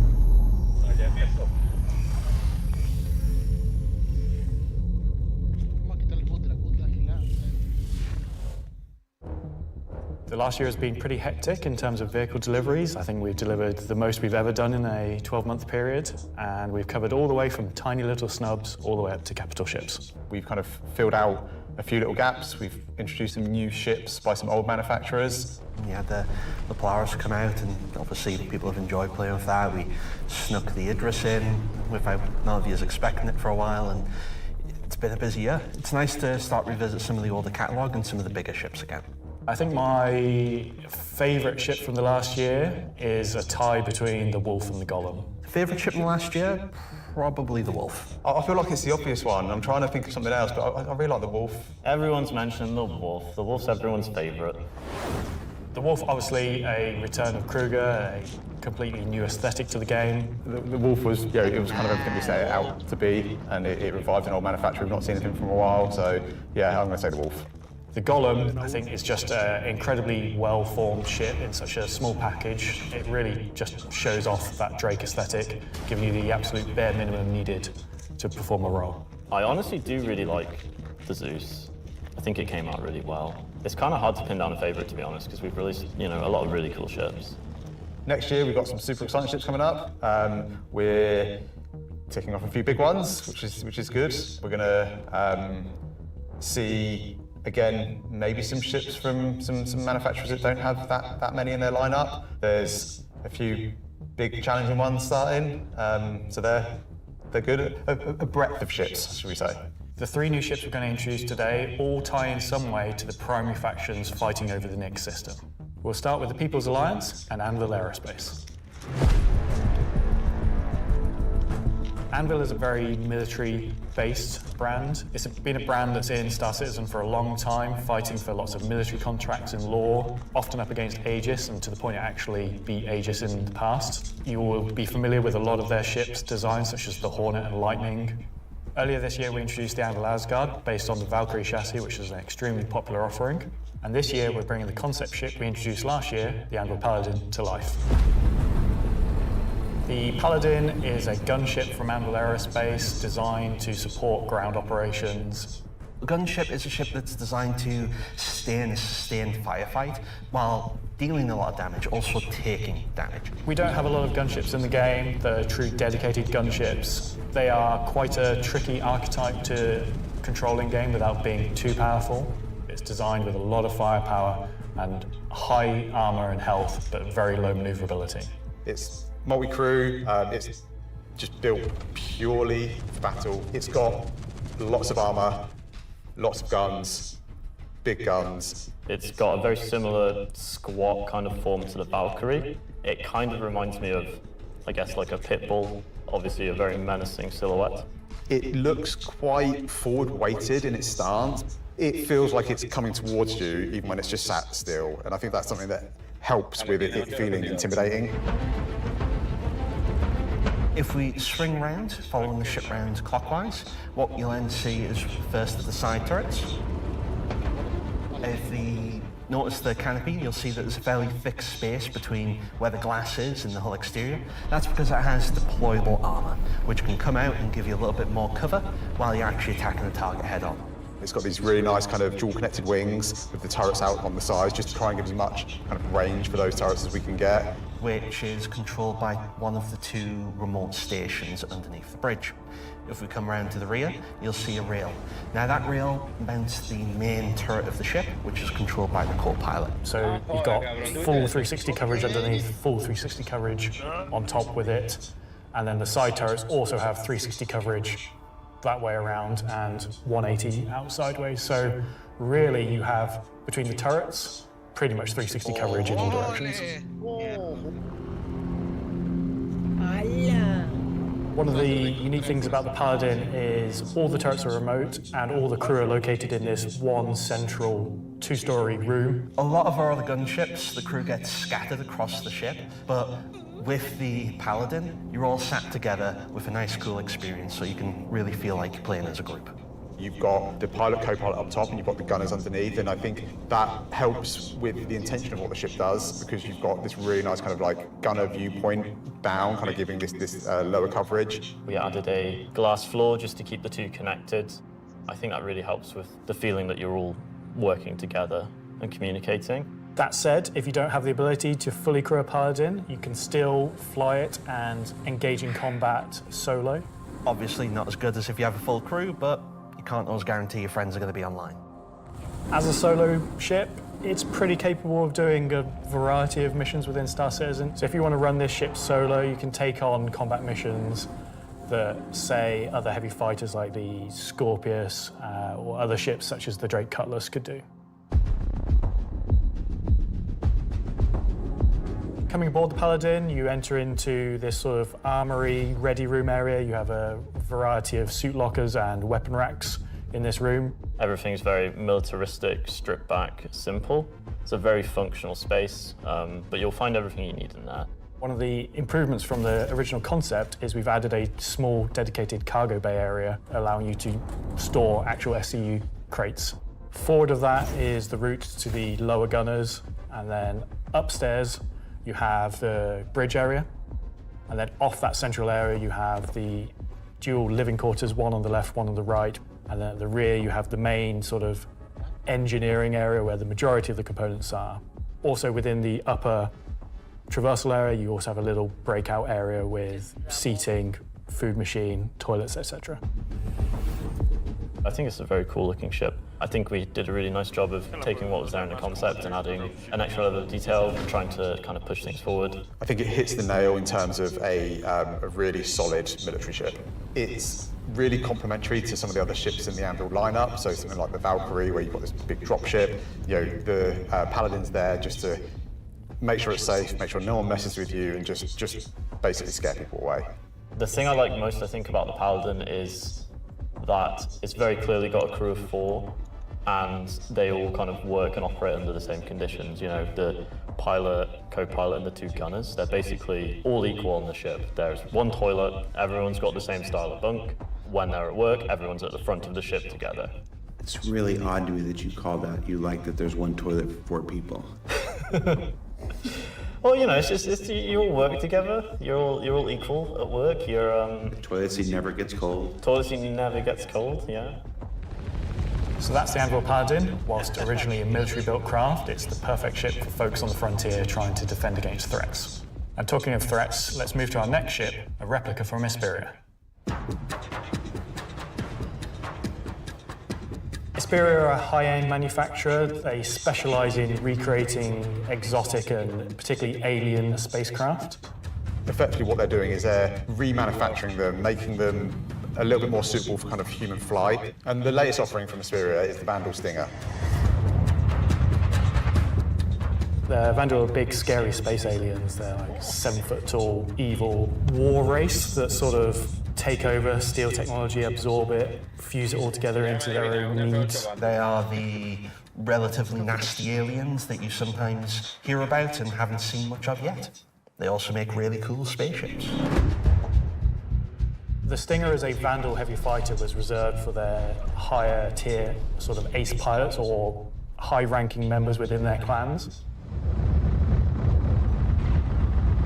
The Stinger is a competitor to something like the FA or, I guess, the Scorpius. It packs a lot of firepower in quite a large frame, so it's a very, very tanky spacecraft. The firepower is almost unrivaled in terms of just both the number and the size of them. So it's there for players who don't want agility. They don't want to be in and out quickly. They want to be there brawling with big guns and taking all the hits.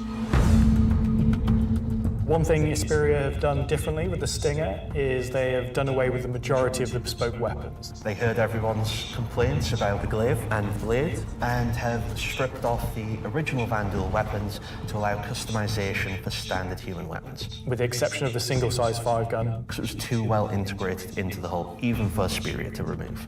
All the additional weapons are generic mounts, so they can be swapped with any of the existing lineup that we have in the game.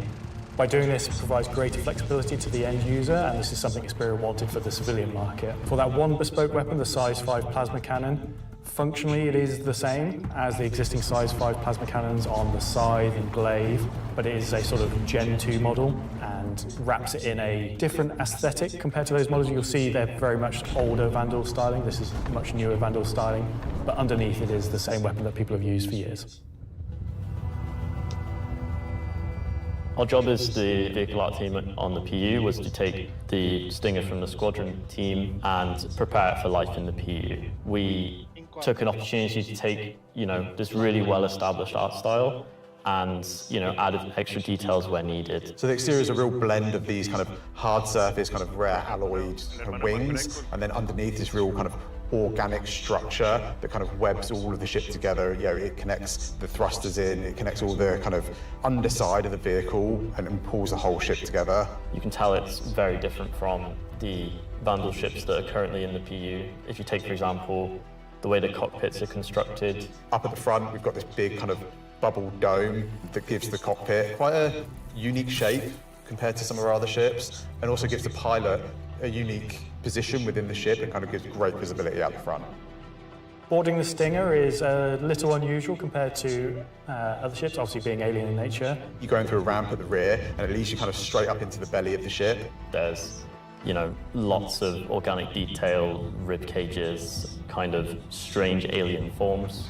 On entry of the cockpit, the seat kind of comes down towards you, and you kind of climb over the back of it a bit like a motorbike. You're basically riding into the cockpit. It feels very much like you're being carried inside the cockpit. Into the traditional prone flying pose that Vandal pilots use. I'm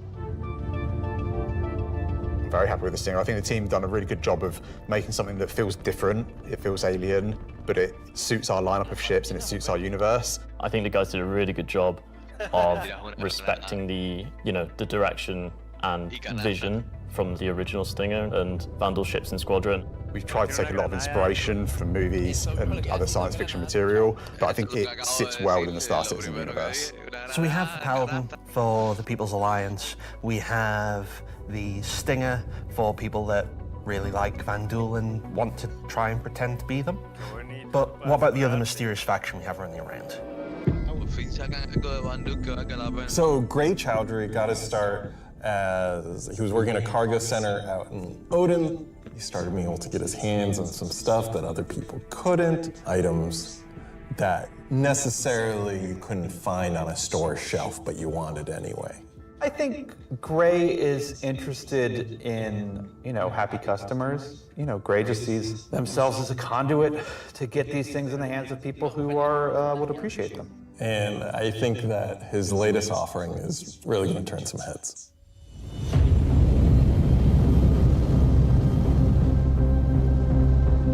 So the Shiv, well, we don't really know what it is, to be fair. It's what happens when someone who is a genius at aeronautics and ship assembly is given free rein to do whatever they want. It's the best of whatever they can find lying around, put together to make something truly unique, wonderful, arguably beautiful, and just released out into the universe to see what happens. At first glance at the exterior of the Shiv, I think most people will probably recognize there is more than a fair proportion of the Cutlass visible there, but it's had quite a few changes to it. As you look a little bit closer, you'll start to pick out elements from other ships. You've got, main thrusters that are from the Valkyrie. Even the bits that are obviously a Cutlass have had panels welded on, panels removed. The top turret, which is now remote, is just this hodgepodge amalgamation with multiple other ships' turrets. And then the changes continue onto the inside, where again, it sort of feels Cutlass-like, but then you'll find there's bits of Crusader ships just integrated into the wall instead of what was there originally. It has lost its side entrance, some of its cargo capacity, but what it's gained is it's gained visually more powerful thrusters, it's gained a really kind of nice set of belly thrusters, it's upped its firepower. As ever with the refined work from Gray's Market, you can see that great care was taken to the health and safety to ensure that there's no trip hazards anywhere. There's like loose cables, panels are exposed. If you look carefully, you'll notice there are like tools laying around in the cockpit. He's going to toilet. Bucket. Yeah, it's one for doing something, and you need a second one to wash your hands. It's not an animal. It is very much taken that ethos of Drake and moved it down a level, which I think is quite an achievement. Just look at this thing. How do you even begin to describe the madness that created this? It's the ship.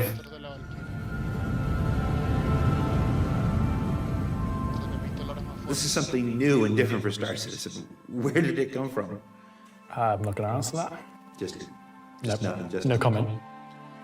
Gray goes to places and talks to people. I mean, you know, there are just many ways to find these things that, you know, I mean, are they legitimate, you know, manufacturers? No. Are they operating on the right side of the law? Maybe not, but, you know, money's money. Does Gray have a motto, an ethos to live by? It probably comes down to, don't ask where I got it. Don't ask how we got it. Don't worry about it. Just ask if you want it. I think the ship is for someone that is looking for something a bit different, a bit away from the norm, that just wants something that's unique. It's definitely for people who like a rustic aesthetic. It's a fun ship, but it's also really strong, to be honest, and it's absolutely a statement. I'm happy with the 3 ship offerings. They are obviously very combat heavy. There's something we wouldn't normally release all at once, but honestly, all of them are a different statement. They're all cool. As always, super excited to release these ships into the game and just see how players react and play with them. It's always fun to see the quirks and the shenanigans that people get up to with them. So that's Talking Ship for another year. Habían 6 naves en producción que todavía no mostraron. So I've just been informed that we have to do a bit of a timeshare agreement this year, so we have to throw it over to Alexi for Talking Weapons, which is an extremely original name.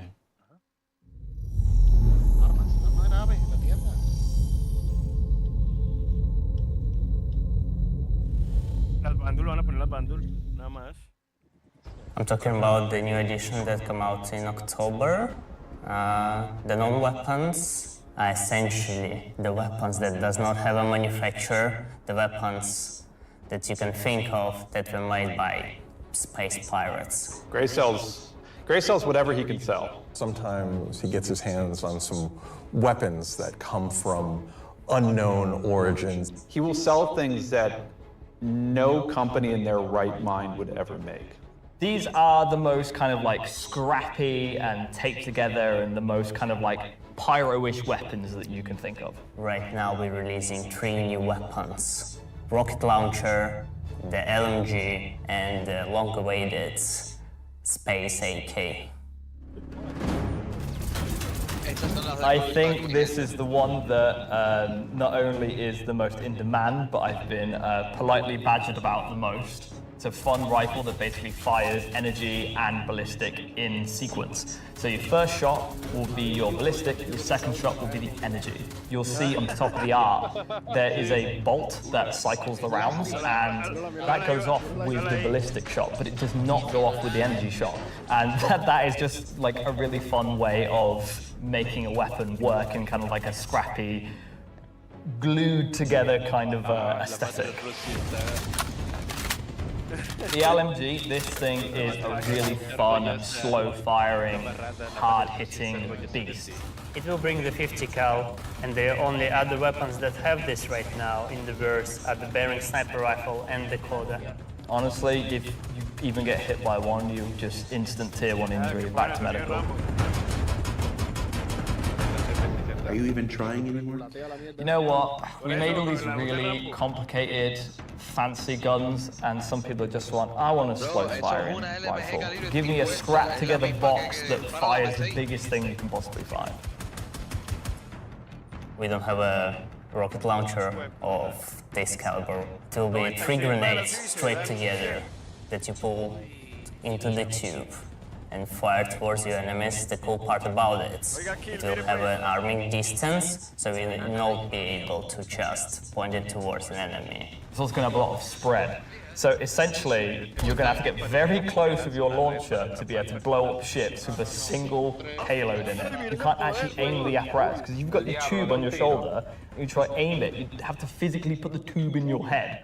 So we were like, oh, we can't have an aiming apparatus for this. And then we realized, like, it's in the spirit of being a tube that you can't use the aiming apparatus, and you just kind of like, all right, I think that's the middle of the screen, I'm going to hit it. It's in the spirit of being a tube. I'm gonna talk about binoculars. Binoculars are really cool. We don't have anything like this in the verse, and I think it will be really convenient to use something that's dedicated to look for the things, especially far away, instead of using your sniper scope, for example. Will the binoculars have glint? I'm not aware of this one. Probably not, because binoculars are not something that you need to be aware of. It's really funny because obviously, due to glint gate, as you know, I beautifully internally call it, basically there was a lot of community feedback basically saying like, oh, I really like spotting people. I really like playing a spotter. And essentially I was like, oh, this community wants to be able to spot people from distances.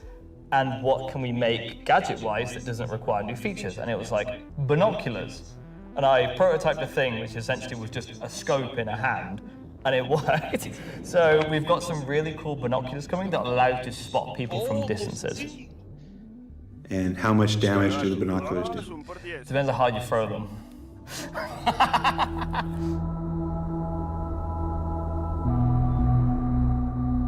Thanks, Alexei and Zach. That's the end of this segment for this year, so that's talking ship and weapons, unless anyone else is going to come and tell me something else. It's been an exciting year, and I think the next year of ships is going to be even more exciting and expansive than this year. Hijo de puta, esa era una navilla.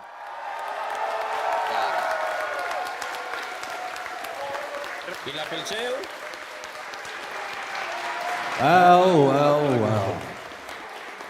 That is an eclectic bunch of combat ships for the verse, and they're all available right now up on the robertsspaceindustries.com store. Also, any minute now, there's going to be a PTU drop that includes all three, so you can fly them now ahead of their release next week when Alpha 432 goes live. 3 combat ships. I wonder if they'll have any additional uses coming up later in the show. That's a hint. All right, what else can I shill? Oh, there's merch. We've got these cool new Levski desk mat things. These are always popular. There's some Levski metal posters on the store, and of course, love them or hate them, but you can't avoid them. There's this cool new Wickelow's Emporium t-shirt. Yeah. There's also a page published earlier today with a bunch of links to offerings from our third-party partners, from eye trackers to gaming chairs to voice packs to spaceship models from new partners like Planet Ring and Pigeon Spaceport and more. You can find all of that on the RSI website as well. And what else can I show? Oh, for those of you who are at watch parties, where is it? Challenge coins. Who doesn't love challenge coins? There's these lovely Levski-themed challenge coins if you're attending one of the 9 official watch parties around the world. There's also a digital one of these in the goodies pack, so you check those out. Don't leave today without getting your Levski challenge coin. All right, what else can I shill? Now I'm kind of tired of shilling. All right, let's find out some more about where we are. Simon, can we move? Can we do it? Oh, yeah, look at that. Okay, here we go. Pardon me. Excuse me. Hi, how you doing? That was my best angle. Hey, I gotta be careful. Last year I took 3 steps and tore a muscle. All right, so this is the 9th floor of CIG Manchester's Manchester office. That's This is the room where we have lunch every day, and if you get here early enough, croissants, if the weapons team hasn't stolen all of them. Over here, we got some cool mannequins representing different aspects of the game. You got the ever-present, Hurston security armor over here. That's really cool. You got your Duster's armor right here. You got this guy from a game that we're not talking about today. Marine armor, yeah, it's all pretty cool. And then when you come over here, got a nice little recreation area. There's some sim pits over there for people who need to test that kind of stuff. We got this cool Krigeri Bengal carrier. Come over here, shoot it. Go down the nose here. Watch this. Very cool. I'm gonna go over here. Can you see me? Hi, Mom. So yeah, and what are you doing, Richard Tyler? All right. I thought John went to Washington, D.C. Let's see, what else we got? We got cool Voyager bar here. This is where we get all kinds of breakfast goodies, coffee, stuff like that. Hey, who remembers the big coffee controversy of 2016, where everybody took to Reddit and pondered the question, do devs deserve coffee? I do. You want to see what next year's big controversy is? Check this out. I'm going to come over here. Do devs deserve coffee? Welcome to the Stargarita machine. Yeah. Do devs deserve frozen deliciousness? I don't know. Go to Reddit and let us know. All right, let's see. Let's go over here. Competition. Oh, competition winners. We have the list of competition winners. Can we put that on the screen? Yeah, sorry, competition winners. Remember the competition for the CitizenCon winners? The people made the videos, and we gave them a Kruger L21 Wolf. We actually have the names. They're behind me. Look.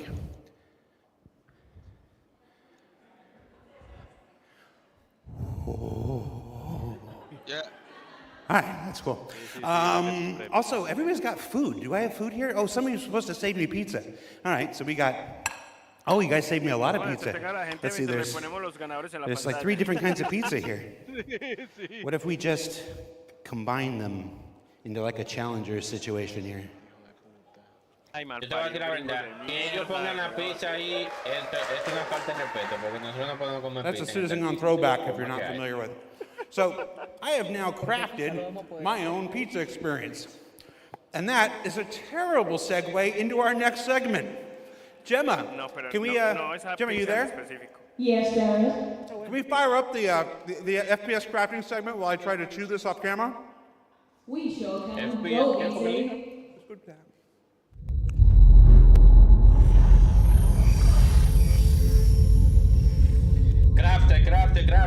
Crafte.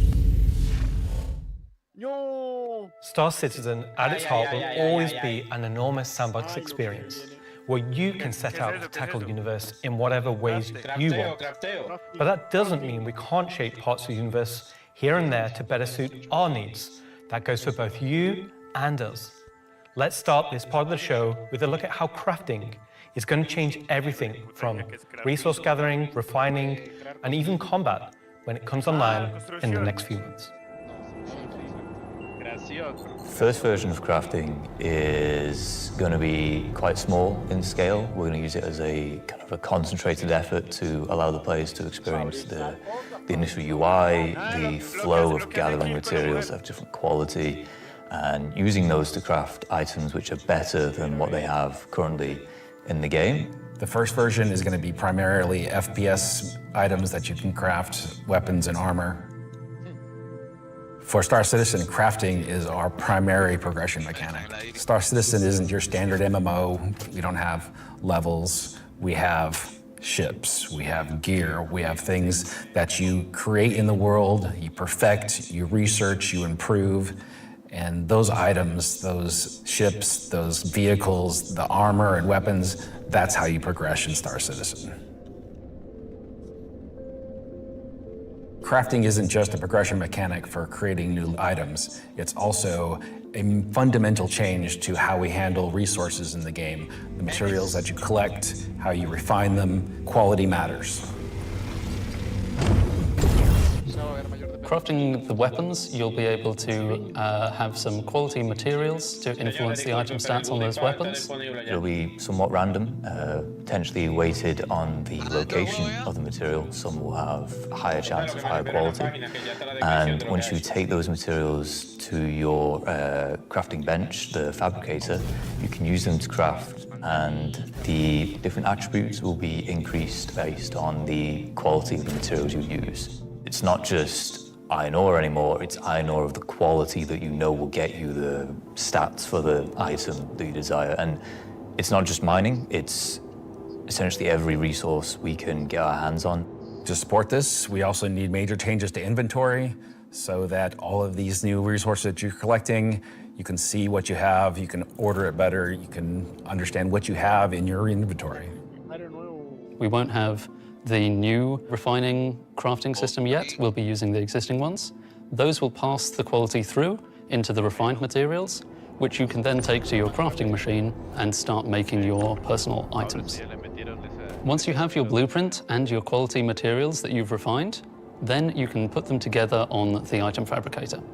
This will be pretty much what we showed in last year's CitizenCon, with the UI letting you assign your quality resources to different aspects of the item. Once you're happy with what you see on the preview, you'll be able to click to craft, and it'll get queued up, and your result will be produced sometime later.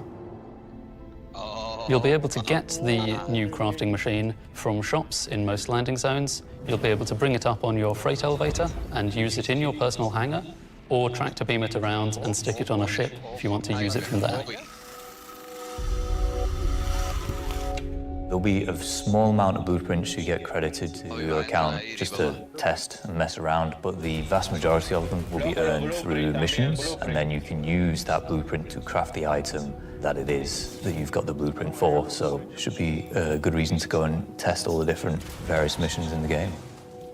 The advantage of crafting your own items is that they'll be better than anything that you could buy from shops. You'll be able to increase and improve item stats that are relevant to your gameplay. Maybe your gun will shoot faster, maybe it'll do some more damage, or your armor will have greater resistances against environmental effects or incoming fire.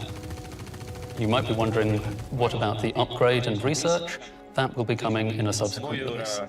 We're happy with this initial scope for crafting. It's going to be so valuable for us as devs to kind of get the metrics in, get the feedback in, because then we can make the changes that, you know, they only become obvious, so to speak, when you have kind of mass amounts of data and mass amounts of users using it. So I'm very excited to get it out in the wild.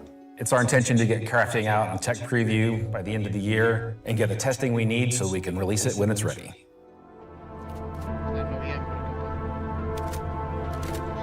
So that's one way you'll be crafting your own experiences in the Star Citizen universe. But what about us? Where do we get to hone in and craft a bespoke experience here and there, specifically tailored to individual or small group play? Well, that's where instancing comes in. And I'm going to let Benji tell you a little bit more. We're bringing instancing to Star Citizen in 2026. Why are we doing it, and how will it work? So if you've played any content in 2025 in Star Citizen, you know that most of these areas were in actually PvP zones where other players can interfere. Instancing is a means to create an environment where designers can create tailored content that's tuned to a specific group size, but it is also protected from outside interference. It's not to say that we don't love PvP. I'm a PvP guy. PvP me, bro. But like most MMOs, a good balance between a dangerous overworld and a protected instances is needed. Right now, we don't have this ability, and this is something we really need in order to give you a sense of progression that is tailored and balanced to a tunable amount of groups, so the difficulty matches the group size. There's a beginning and an end. It doesn't mean that that doesn't fit in our overworld strategy, meaning getting to the instance is dangerous, exiting the instance is dangerous, or can be interfered with others. But at least when you're playing the content, we can actually make something that's curated for one experience. So before anybody says this is only a PvE thing, this technology can also be applied to unlock curated PvP experiences that are as seamless as the PvE ones. So it's not about one thing or the other, it's really about unlocking developers' ability to create curated content. So that said, how will it work? Instancing is really an evolution over static to dynamic meshing. We want your instances to be as seamless as your instance hangars, meaning that when you take an elevator, you exit the elevator, you're inside the instance. A gateway opens, you cross that gateway, you're now into your instances. Could be also a quantum jump into an instance that you don't even see. The transition is just like a dynamic mesh transition. And so throughout the universe, we will be able to add these areas that are open or closed instances that allow you to join in either with a party and have a reserved instance for your party, or join in open instances that has a number of slots. And so some of those areas will be completely instanced on different servers. This allows us to leverage the compute power of the entire mesh. The closed ones will be really to drive one piece of content. You enter and exit seamlessly, just like we do with your instance hangars currently. Let's go and find out what one of our first instances will be. Siege of Arzen was an event we did previously, which created a gameplay scenario where the player had to run through and progress through contested islands of Arzen. This was a high-paced, high-intensity event, but it struggled a little bit from its technical execution. But now with the introduction of instancing, it gives us an opportunity to evolve it and modify it and make it better for you and a small group to work through that activity. It is an event that I had the honor of pretty much solely designing and building all of the logic and having the stress of trying to get it working. Agent Dooley from the CDF puts the call out for volunteers because basically the Ninetales have taken over sort of a cluster of floating platforms in Orison. And you are there to kill these sort of lieutenants of this terrorist organization and take back control. So in our current thinking, Siege of Orison is designed for about 15 to 20 people fire team. So you, your friends, or your org will go in, you'll all have sort of dedicated roles. Some of you might be the tank who brings in the heavy weapons and sort of pulls the fire. Some of you might sit at the back and be the sniper and pick people off or a bit further to make the advance easier. Some of you will be the medic whose sole job is going to be revive and look after the rest of your team and the health of them. And some of you will be the people who push for the objectives to try and get sort of most of the mission done. The event was designed for about 15 to 30 people, but when we released it, we fixed the problem with 2 DGSs on one server that was fighting for resources, and with that we also upped the player count to 100, so when it first debuted, it was already too full for what it was designed for.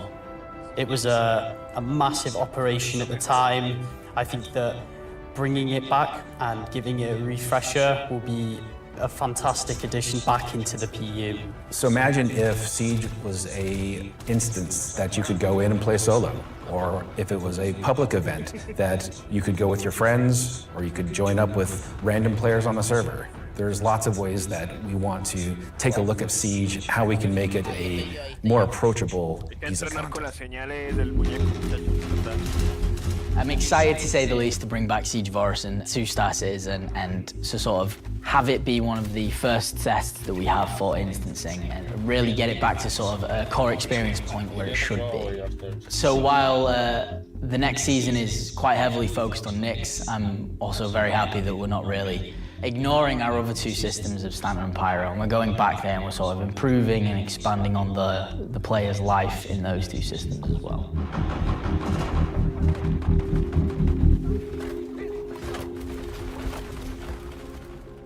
Yes, and while things like Genesis, interstellar hauling, crafting, Siege of Orison, and more will reveal next year, we'll continue to bring life into the existing universe outside of Nyx. There's still one more exciting use for instancing we're building right now.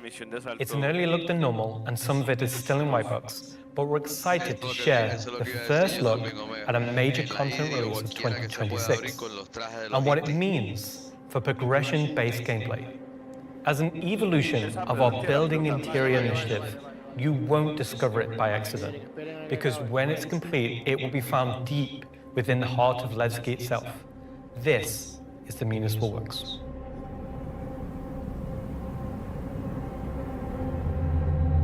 So So inside the facility, you'll find huge vaporization chambers, old processing plants, industrial tunnels, and eventually into the old turbines, which are still pumping heat into the old rock. So this is the true history of Levski. This is a place where you won't see in Lorville, you won't see Night 18 or the other landing zone. It's the pure basis of Levski. You will have, of course, metal and tunnels and more structural plays, but you will also see a lot of rock and cave. So it's not a place you go to take vacation. It's really a place you go to fix stuff. Not everybody has what it takes to come down there and do the job that needs to be done. All of your sewage systems have stopped working. Everything's going to quite literally. And so the player is tasked with their group, most likely, to go into there, take out the outlaws, and get the facility working again. So let me get this straight. This is literally a mission to fix the toilets of Levski. It's not just the toilets. You're also trying to turn on the air. Air's a bit more important. It still works in Levski, but they have like maybe polluted air because it's not being cleared properly. It's not just for the toilet. Poop mission. It's also a little bit more exciting than just going into like some vents. It's like a free-layered system where there's 3 chapters. This will be mission-driven and repeatable. Everything from mining to salvage to combat to investigation, a variety of roles. Narratively, it's a real sandbox. Every progression you do will unlock a new area that will link back to previous areas, complexifying the play space. We've been wanting to have more gameplay around landing zones for a long time. Now that we have instancing tech coming online, that allows us to do something that provides really cool gameplay close to a landing zone. With the missions, that's what will create different overlays or change the spaces or change the progression, but it'll be the instancing which will enable us to create tailored content to you and your group. So you're going to be able to play a part of it, make your progress, and then log off. And then the next time you come online, you'll be able to pick up where you left off.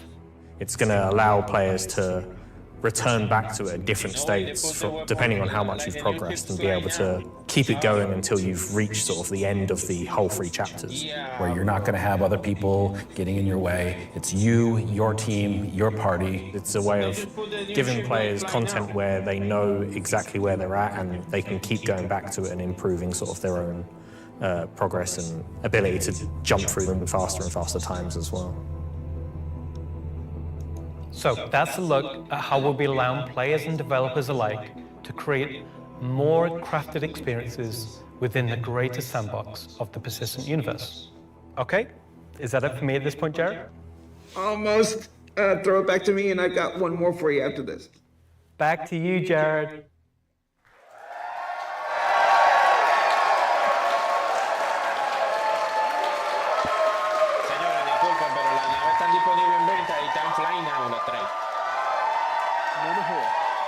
Sí, están disponibles toditas. Las 3 están disponibles.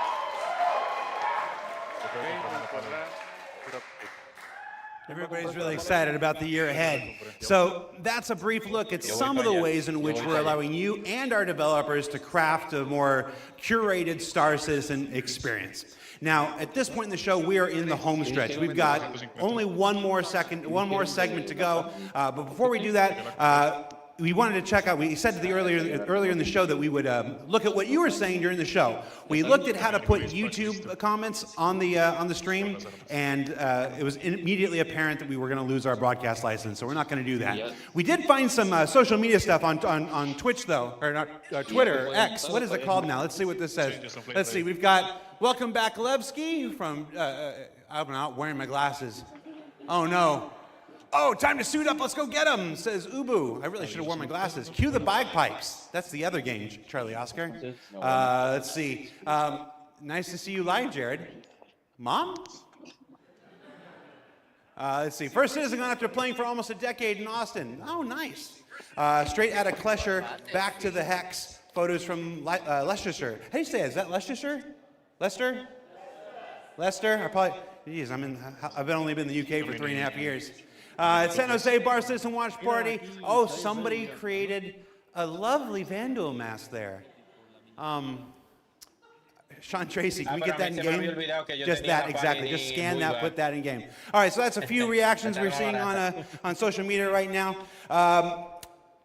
Before we get to our big finale, or the thing we're going to wrap up the show with today, I did want to talk a little bit about big CitizenCon versus digital CitizenCon versus what we're doing today, which is CitizenCon Direct. Every year, CitizenCon is a monumental task for any number of people, whether that's development, marketing, the support teams, the platform teams. Everybody comes together to make this thing happen and go off, hopefully without a hitch. And so far, we've been doing all right, other than some stuff in the room here. You know who you are. Lo bueno que ustedes no deciden quién se va a qué equipo, creo que estás apostando. But doing CitizenCon is not always the easiest thing for our developers. You might not assume this, but most game developers are not social butterflies. They tend to like to sit quietly in the dark at their computers, like little goblins, and just make digital virtual worlds like this. And then I come in all happy and like, hey, you want to be on video? And they're like, no. And I'm like, it's in your contract. And they're like, oh yeah. So we thought, we usually do it behind the scenes afterwards, but we thought we'd do a little bit of it here. The folks in the editorial department put together a brief montage of some of the more candid moments from the filming of CitizenCon over the last couple of weeks. So we're going to spend 2 minutes and take a look at that. Let's see what they put together. How many CitizenCons have you performed in now? Performed? Just the one. Nope, my first one. One last year. 2. A few. 8 or 9? Maybe 9 or 10? Never. Man, I don't know, man. Did you like doing it? Yes, I was completely terrified. It was good, a bit stressful. The first live one, I was a mess. Weird combination of going from insane highs to insane lows. Live ones. Because? It's over. The live ones are pretty special. Pre-samp's always fun, but the live events are special, aren't they? Remember we were at that weird crack house in Ancoats? Right. I like the live ones. Oh, I mean, I love these digital ones. These are the best. Every time I've done it, it has been a digital one, and I'd like to do one on stage. Is it because you have a restraining order against you, or? Didn't know if I was going to be sick, if I was going to lose my stomach. How hard is it to keep your eyes open on stage? That's not a problem with the lights. They're kind of, I'm realizing through this sentence that I'm closing my eyes as I speak. Do I do that a lot? I am a very shy individual, so this is me just trying to get out of my shell. Getting the crowd to react to the ideas that we've been working on for so long. We can react. Watch. Everybody. Yay! I can feel your passion from here. Cut the camera. Counting you down in like 30 seconds. I'm like, do I stand up? Do I sit down? Do I drink? Do I not? Do I talk? This will be the best one yet. That's right. Because it's nice and short. Is this all supposed to be usable content? Because I could be different. No. Of all your nicknames, why is Moist Master your favorite? I think you mean least favorite, and because it has the word moist in it. I mean, come on.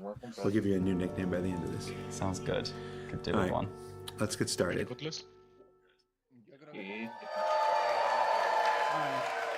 So for those of you watching at home or at the watch parties, you're like, why are we showing that?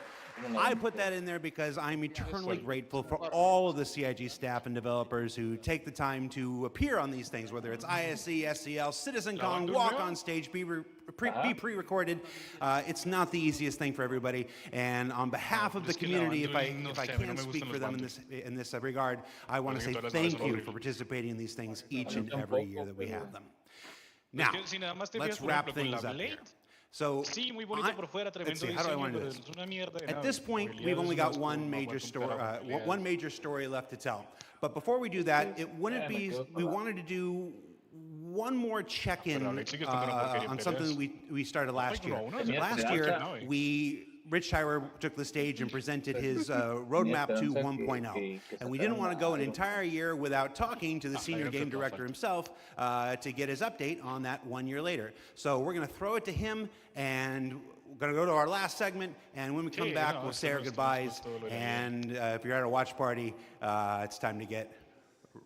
I was going to say, that's not a word I can say on the camera. Let's just go. Let's just throw it back to me. Go to me from 1 week ago. Vázquez, te vas a quedar sin Perseus. La Perseus sale en noviembre. Te van a dejar sin Perseus Vázquez. Ya empezó. Last year, Senior Game Director Rich Tyler took to the stage and revealed our plan for 1.0. Now, before we end this year's CitizenCon Direct, we wanted to take a few moments and follow up on that reveal from last year, to do as we've done today and look at the year ahead. So, Rich, thanks for taking the time to join us. Well, you're welcome. All right, so we're going to jump right into it. Everybody knows the only constant in game development is change. So I'm going to ask you outright, what's changed about the road to 1.0? Well, fortunately, nothing. It still remains our North Star. The team is busy working towards that goal in the background, and every patch this year has moved us towards that goal. And if you haven't watched the Star Citizen 1.0 presentation from last year, I highly recommend you do so, because everything in it is still relevant as of today. You mentioned every patch this year has moved us towards that goal, so I want to dig deeper into that. We've done, at this point, 9 releases in this year, more than any year prior. How does each one of these not just sit as their own moment in time, but move us forward on this road to 1.0? Well, last year I discussed the framework of 1.0, how all those complex systems can tie together. And one of the core aspects of that was the main story, which became the spine of the universe, which brought all of the locations, mission givers, guilds, and all the different areas of the game to the players. Now, what I didn't talk about from last year was all of the content that was going to support that framework, add the flesh to the bones, should we say. And I think that's where this year has moved us towards that goal. If you think about previous events of previous years, they've generally been locations that we've put into the verse, but they've been transient. We've taken them away, like Siege of Orison or Zenithreat. We've added them to game and then they've been moved away.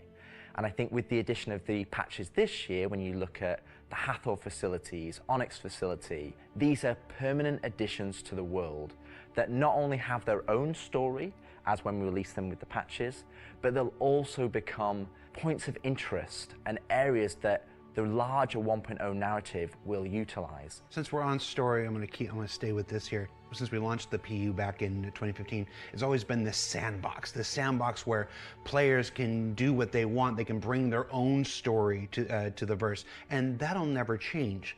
But how important is it that we also build this concurrent narrative of our own, this crafted experience, if you will, alongside that? Well, we're trying to create a living, breathing universe. And that includes both the player stories that you mentioned, that they can go and enjoy and create their own memories together. But it also means that we want to have a universe that gives back. We want areas and locations to feel like they're believable and real life locations. And if you look throughout this year and the patches that we've worked towards, we've had an overarching story that's moved from patch to patch, and we're going through some of those cycles right now. We've also been introducing mission content that has fully voiced dialogue and facial animation, which allows us to inject some of the meaning and the why to what you are doing as a player. And I think story is integral to Star Citizen as a connective tissue that ties all of these different complex systems together, because it takes players on that journey throughout the game. To see this big turn this year to start injecting story into the verse, I think people are really responding to it. So everybody knows, and you mentioned just now, that this year we changed a whole lot about how we operated and how we release things. How do you think that's gone? I think it's gone very well.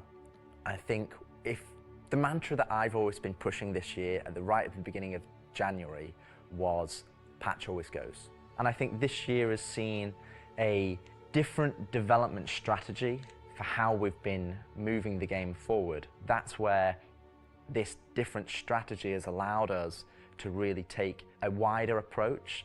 And we also have to remember that Star Citizen is played by tens of thousands of players every day. And while we have lofty future goals, we still have to make decisions right now that make the game fun for the people that are playing it all the time, playing it as their daily game. If you look at previous years, we've had to hold a patch back, we've had to make concessions, mainly due to around a feature may not have been ready or right to go into there. There were 3 months, 4 months, sometimes 5 months between patches. Exactly, and I don't think that's good for anybody. I don't think it's good for the players. I don't think it's good for the development team. I think it's better to have regular cadence of drops. One good example is this year for A Line of Mine.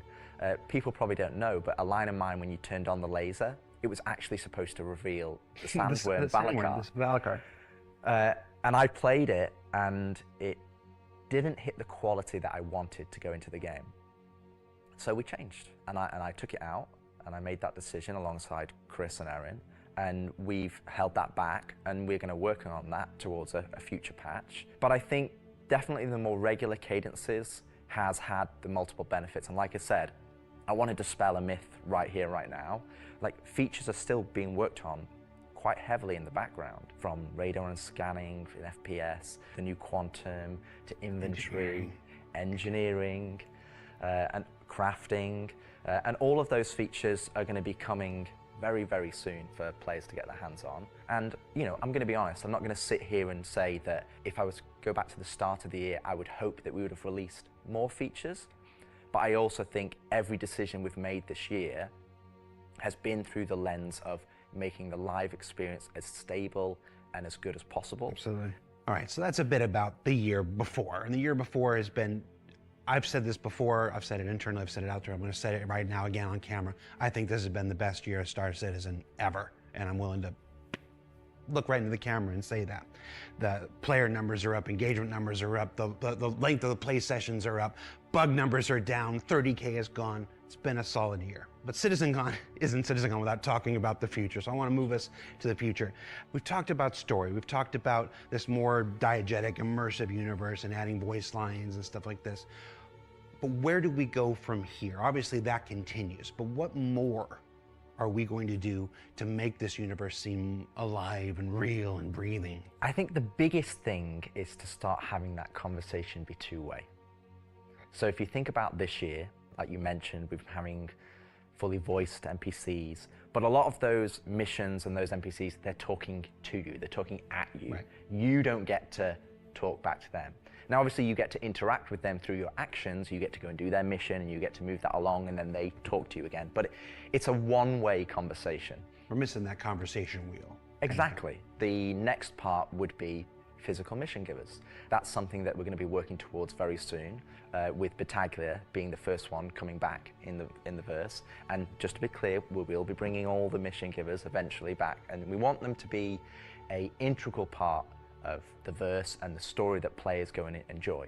We want the locations to be brought to life, and as we mentioned last year, we want to have interactive scenes that you can go and be part of. And obviously the full end goal is towards, you know, to have cinematic stories in the game, and that is what we're going to be pushing towards. Everything we do, every decision we make is through the lens of moving us closer to 1.0. It might sometimes be difficult to see why those decisions have been made at the time they've been made, but rest assured that Star Citizen 1.0 is still our North Star. That's what we're still aiming towards, and that's what we're going to be moving forward with every patch next year as well. And remembering when mission givers were first introduced, they sometimes became a bottleneck.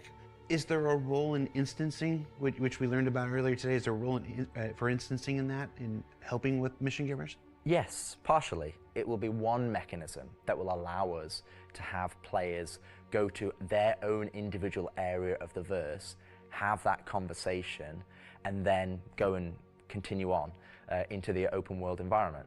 So I think that's where, when we look at instancing provides us one tool that allows us to remove that bottleneck and provide a more seamless experience. Happy you said that, because that's one of our last topics I want to get to, is how we reconcile instancing with the persistent universe. Like, for the last 10 years now, we've been building this giant, seamless, persistent universe where everybody can come in and play together. And it would be easy to have a first instinct reaction to the idea of instancing and say that's antithetical to everything that Star Citizen is. But you mentioned last year these 3 pillars of building Star Citizen in the PU, and I want to know, you said nothing changed, but I want to ask you about this specifically. What are those 3 pillars again, and how does instancing fit within the greater design of Star Citizen? So the 3 pillars I mentioned last year were open world. That's just like the missions you love today. You can go and play, there's other players there, and you can go and enjoy that together. Then we have instancing, which I'll talk about more. But similar to municipal works that we've talked about previously. And then the third pillar was dynamic content, which would be content that's generated by the activities of the players. And I think it's very easy to become myopic around one specific thing when we're talking about it a lot, when it's the next stage of our development. And I think you could reverse it. If we'd have made a game that was all instance, and then I'd come on camera and said, hey guys, we're going to start doing it open world, it would be like, oh, is the game changing? Are we doing open world now? Is open world the new North Star that's going to take us this way? And it's not. It's just one more tool that's going to allow us to offer different and dynamic experiences for players to go and engage in. Now, when I talk about instancing isn't always what you'd imagine as a solo instance experience where it's only just you. We're going to have several different versions of instances. Some are going to be closed instances, which will be like the new player experience. We'll be able for you to go in by yourself, for us to teach you the ropes in a safe environment so that you can understand how to play the complex game that we've made.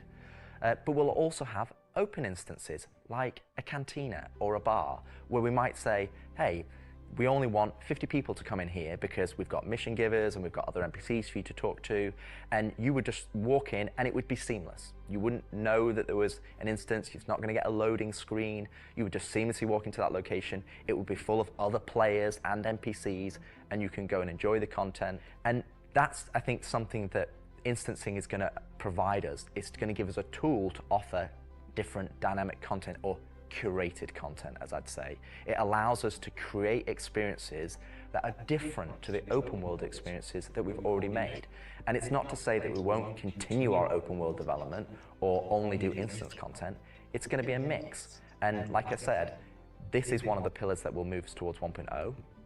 We will eventually work on dynamic content that will move us towards 1.0. And all three of those pillars will interweave to create the full Star Citizen experience. All right, so we've hit a lot of the bigger topics, the feature work, engineering, and FPS crafting coming to tech preview soon, stuff like this. We've talked about instancing and how that's going to work within the universe.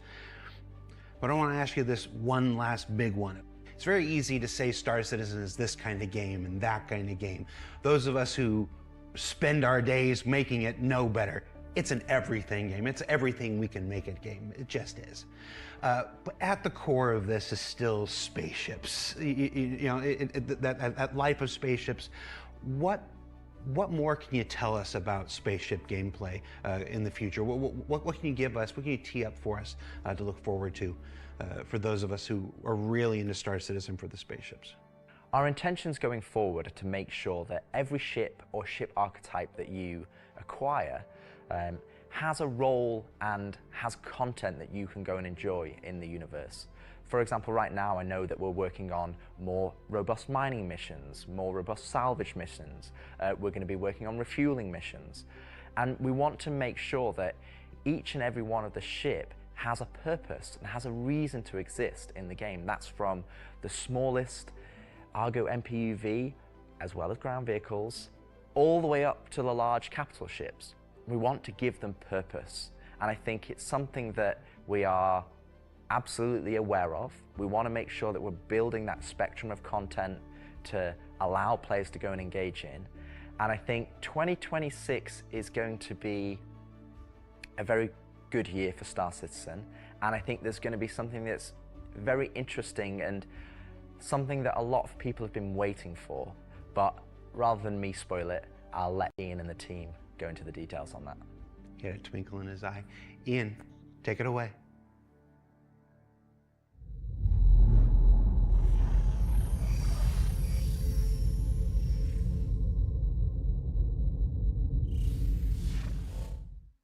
So the persistent universe has existed for over 10 years now. During that time, we've created lots of gameplay systems, we've added hundreds of locations, we've added lots of mission activities for different purposes: combat, cargo, mining, salvaging. But for combat ships, the only thing you've been able to do is fight other combat ships. In 2026, this changes. We're going to be delivering a spaceship-focused activity space which incentivizes the use of different gameplay roles, These are going to be scenarios where you're going to have to plan and strategize and create operational tactics to overcome your objective. So what you're going to see is very early. It's early in the pipeline process, and it's going to come online about mid next year. But we're really excited about the content we're creating, so we want to share with you a super early look at what we're building in a space we're calling Tactical Strike Groups. Ajá, excepción táctica.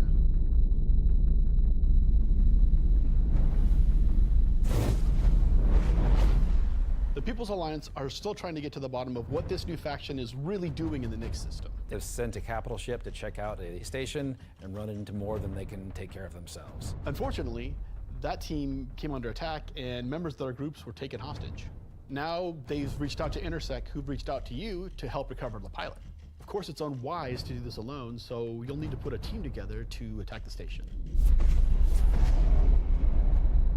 When you arrive, you will have this big asteroid, kind of broken asteroid, and on this you will have this base where you will find three big arms. You will see in the middle, you will have this big energy core. Everything here has a purpose. It's not just for the show, just something nice to see. You'll see a People's Alliance-owned Idris that's just on the outside, and it's going to be getting harassed by this unknown faction that you have met before. So your first objective here is to clear out the ships. There'll be waves of these ships, so this is where you want your light or your medium or your heavy fighters, whichever playstyle you prefer.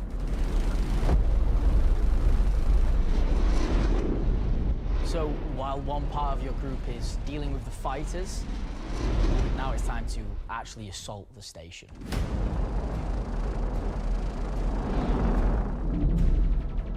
This station has been outfitted to resist all of the obvious way of attacks. Somehow they've incorporated Vanduul capital ship killing turrets. These turrets ignore small fighters, and they have the firepower to destroy even the biggest capital ships. Your Polaris and your Idris, if you get it close, it will get shredded. The idea of these is so we can sort of make it so we can mix up that ship combat, and not everyone can just bring the biggest ship and win just because they have the biggest ship.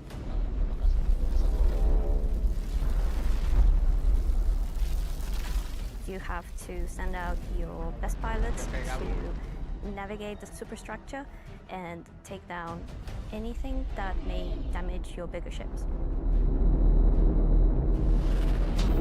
So at this point you're thinking, destroy the turrets, but it's not that easy. This turret has shields that you've never seen before. It won't take any kind of damage. Your missiles won't do anything, your lasers won't do anything, your ballistics won't do anything to them. But like everything, they do have a weakness. You have to cut the power to their shields. To do that, that actually brings you to your first objective, the power relays. So the exterior has a number of power relays that are holding the doors closed so that you can't get in. You have to find them, you have to target them, and you have to destroy them. But it may not be as easy as it seems. Here's our first wrinkle. The power relays have their own shields that are resistant to energy-based attacks. We know how much you like using laser repeaters, but so do these guys. Capital ship can't get close enough because of the turrets. So ships with explosive or ballistic ordnance will be needed here. That's torpedo ships like your Retaliator or Gladiator, or even another fighter with ballistics loadout. That's going to take you a while.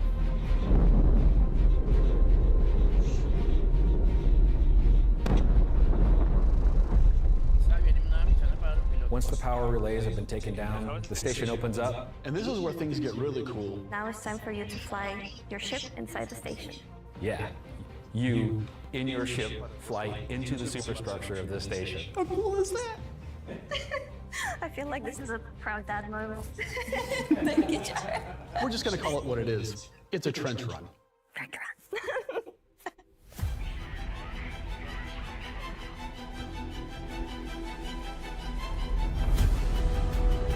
So as you enter the structure, you'll see cool units along the sides that you'll need to take out. Tipo ataque en la estrella de la muerte. Mira, mira.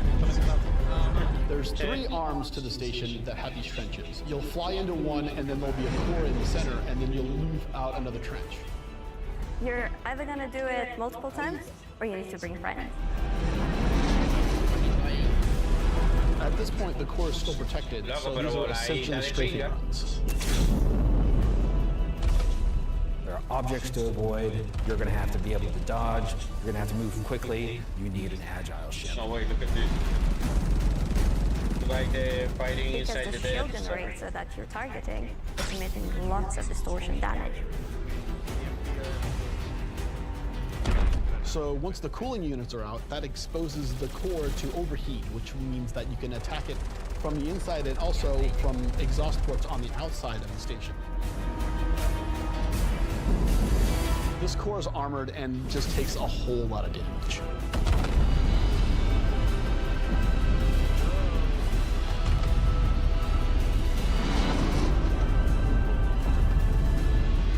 Once the power core goes down, the turrets come down, and then the capital ships can get closer. Why is that important? Because during all of this, you spend a lot of ammo and munitions and ballistics, and you're going to want to top up. This is where we're gonna get our new feature in, ship hangar refueling and rearming. Okay. You're gonna be able to land in the hangar of select ships and be able to use the same interface as you are right now at stations to refuel and rearm. It's specifically for ships like the Idris and the Polaris and other ships that are designed to have other ships land inside them. Of course, it'll be more than just those 2 ships, and you'll find out more once we get closer to release, but this is a really important feature that we're really excited to get out. If you're not bringing your own Idris, Loco, la People's Alliance capital va a has an funcionar Idris como there that can estaciones. provide a safe port in a storm, allow you to set back up and head back out. And it's a good thing that you've rearmed and refueled too, because now another group of ships is coming to attack. La the Idris Alliance va a reparar. La Idris de Crime se va a llamar por mamá huevo.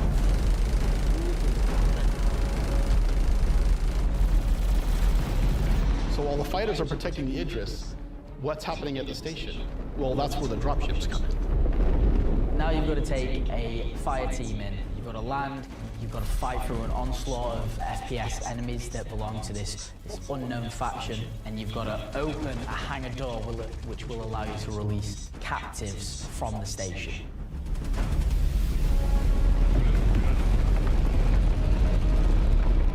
After you've opened the doors and that person's taken off, you've just got to make sure they get to safety.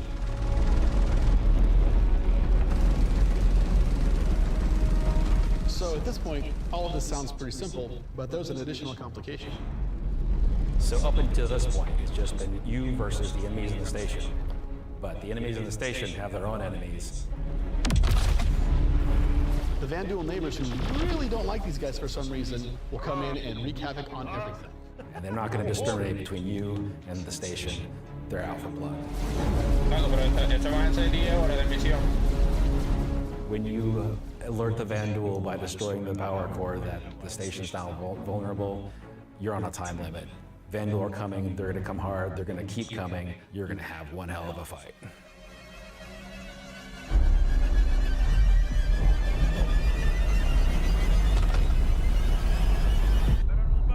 Una kinship, a que viene una kinship.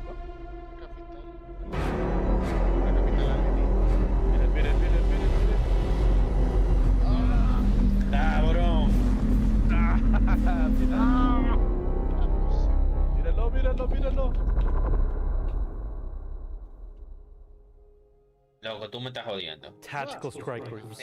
I'm personally so invested in this. So throughout 2025, we created a variety of content. Some of it was very focused on FPS combat. So personally, driving a more vehicle-based experience was very important to me. This is a defining statement that I want to do in 2026. We're a spaceship game. There are prized possessions. To the objects we fall in love with. This is the content we want to create, which creates scenarios and roles for you to use those spaceships. We won't get to all roles initially, but we should see this as a landmark, a position where we can see a gameplay space which incentivizes the use of different ships and scenarios to clear objectives, and complete missions in a variety of roles. And in the future, we can use this to expand on. So I hope you're all just as excited as I am for tactical strike groups. They're gonna be fantastic.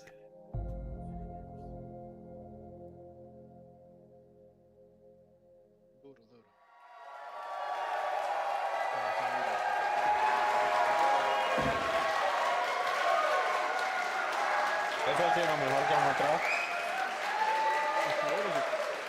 Y lo del crafting. También, sí. Okay.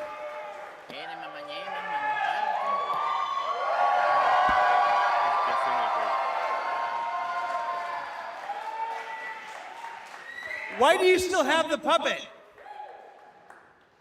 John, come home. All right, so tactical strike groups. You know, it's been a long road for the last 10 years that PU's been around. We've done lots to build stuff for mining ships and for salvage ships, and as Rich said, we're currently building out even more for those, and our first refueling missions coming online in 2026. But combat missions. Oh, hi, Aaron Roberts. Aaron Roberts.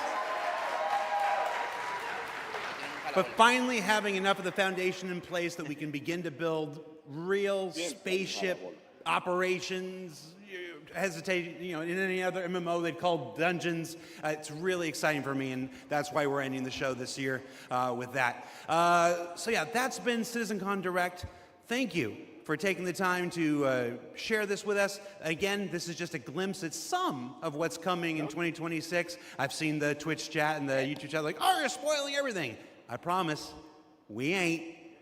So before we let you go, that's it for me. Thank you so much for tuning in. And as with every CitizenCon, the last word shouldn't be mine. It should belong to our founders and CEO. So take it away, Chris Roberts. I hope you enjoyed this glimpse into some of what the team is cooking for the near future.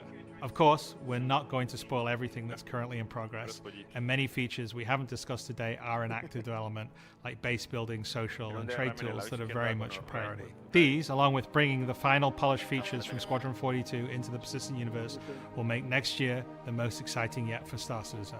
Finally, I want to extend a heartfelt thank you to everyone at CIG for working so tirelessly and with so much passion to deliver something that is already special and will only get more so as we continue. And of course, to all of you for making all this possible with your support and feedback.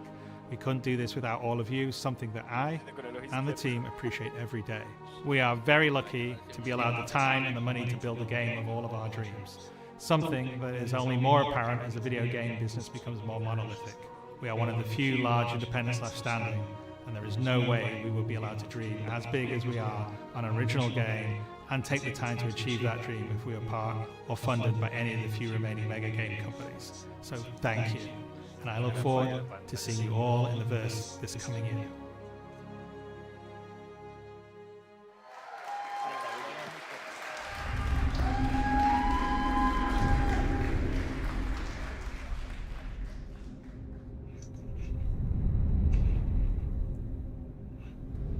En serio que ni una sola mención de Squadron 42. Bueno, 69. Eso de las instancias.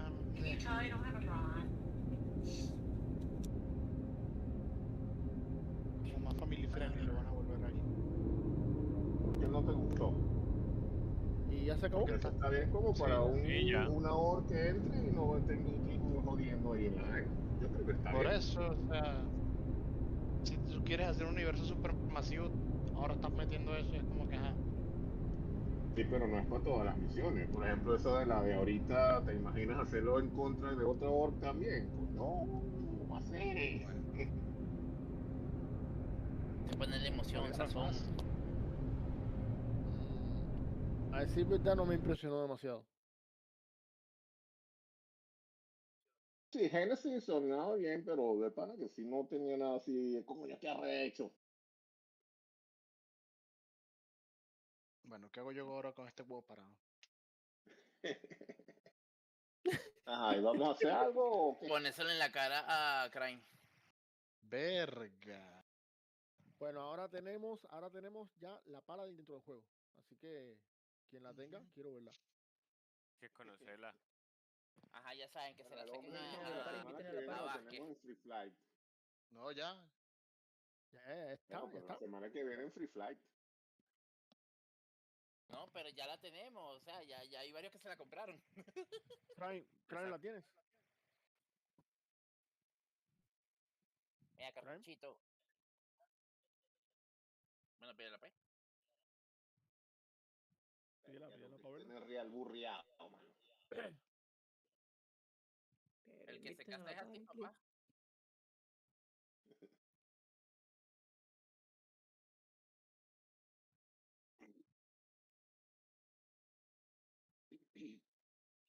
Con la... ¿Cómo se llama? Ni me acuerdo cómo se llama.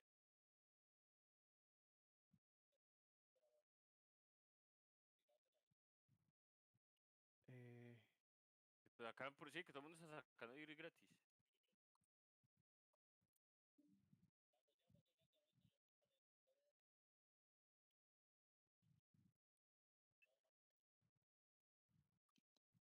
Es que no entiendo, o sea, cómo comprar toda la nave. Un paquete grande por ciertos dólares. Como el, como el, como el, ¿cómo se llama este Juan que se gastó los $6,000?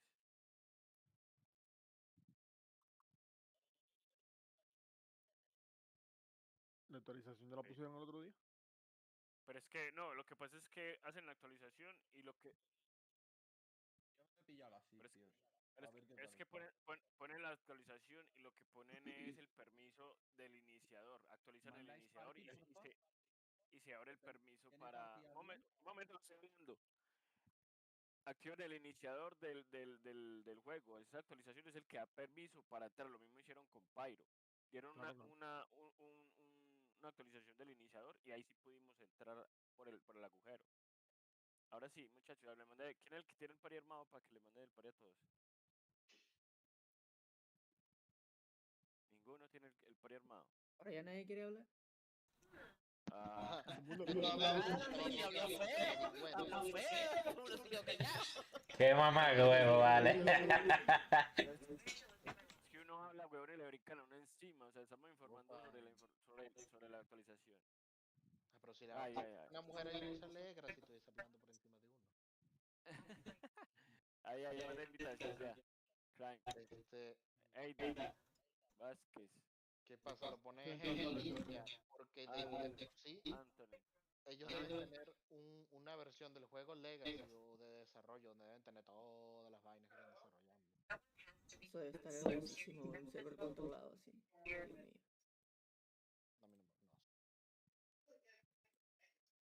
¿Por qué carajo yo aparecí ahora en... ¿Dónde aparecí? Tranquilo entonces. Señor, si no sabe dónde apareció, menos vamos a ver nosotros. Y entonces soy yo. Esa era en el gusano. No, Verga, no aparecí creo. En el gusano yo seguro. No. Sí. Pero Vázquez no es ahí. Yo estoy en... En el corazón de Crane. No. No. Ahí están todos ustedes en conjunto. Todos. Todos están ahí. Porque que el corazón es que se guarde el odio, recua pendejo todito. Vázquez sale Ucrania. No le tires esa. Que le tiene. Hangar, sin hangar. Yo quiero guardar aquí.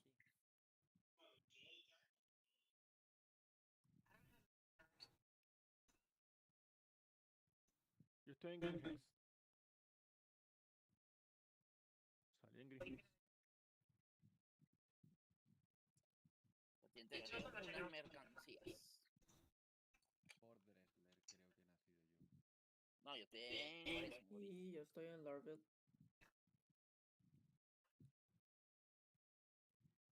Coño, ¿pero cómo salí acá? Tío, tengo ganas de ver el Cibe. ¿Quién está en Nueva? Yo. ¿Qué necesita arrancar o qué? ¿De Patsy? Sí, claro. Coño, estamos ese hijo de verga, joder más que hijo mongólico. Joder, hombre. Ajá, ¿qué Estoy en mi quieres? hangar. dime. La pendeja me tranca, coño de la madre. ¿Qué? Qué ridícula que me cuelgas. ¿Qué pasó? A mí no me aparece la SIP no. de momento en el hangar. ¿La qué? ¿La qué? La La SIP, Shift. la mini Cutlass. La Drake nueva. Sí, en un principio no me aparece. Y también he Pero te cambiado. saliste, volviste a entrar. Sí. ¿Te saliste del launcher y todo? Sí. Lo cerró del todo desde el escritorio. Desde cero, sí. Hasta quitado del escritorio. Sí, pero he actualizado la cúter a una Piscis. También, ya de paso, que me he pillado algunas mierdas más. Y esa sí me aparece, pero la otra todavía no. O no me aparece en un principio. Ay, que espera un momentico, seguramente que esta gente está complicada. Me imagino que todo el mundo estará haciendo eso al mismo tiempo y esa gente estará ajetreada en ese momento. No, eso no más que activarlo ya. Sí, la Intrepid me ha desaparecido, que es por la que cambia la SIP. Está el Que era la proceso Intrepid entonces. de 80 pavos. Pero no. La Intrepid no la tengo ya, pero la SIP todavía no apareció. Mira, Klein, pendiente que no queremos ver tu porno de enano. Prime, apareces en. No Apareces queremos en ver tu Microtech. porno de enanos, así que pendiente de lo que pongas en tu streaming. Crime, apareces en Microtech. Crime. Aidan. Sí. Yo salí, voy a entrar al PTU porque yo quiero ver las armas nuevas. ¿Cuál? La del Goodie Pack. Lo tengo antojado. Ah, pero eso no te aparece en el normal. No, no aparecen. Klein, sí es Bueno, odioso, ¿vale? me voy a hacer misioncitas de bala entonces. Necesitamos entrenar plomo. La Drake nueva tiene vaina de Drake, de Miss y de Anvil.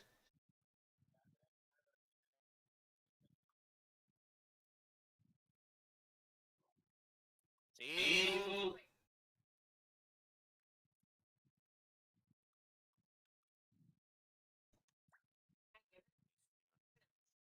En teoría, esta nave no es de Drake. Es como una versión. Lo ponen como una marca nueva, Grey Market. Porque tiene parte de todita. Y la Paladin. ¿Cómo se la para qué? ¿Qué volante La la quieres Paladin. comprar? No, es que no la he recomprado. Yo estaba. ¿Dónde está 01? Es que yo no quiero gastar el buyback ahora en realidad. Porque si. Bueno, yo quería ver la Paladin. No es Drake. Aparece como otra marca porque son cachos de naves. A lo mejor la cosa es porque dice que now flyable en el PT1, que solo lo puedo usar en el PT1, no en el TU. ¿Cómo así? Por eso que no te sale. Yo esperaba que hablaran un poco más de la construcción de bases y cosas así, no dijeron nada de eso. Espérense a mañana, a ver si quieren una actualización en la madrugada o algo. Pero, Mira que desde ayer y hoy han tirado como 3 actualizaciones al launch. Lo con un reguero, en verdad. Y tú compras la nave, es lo que.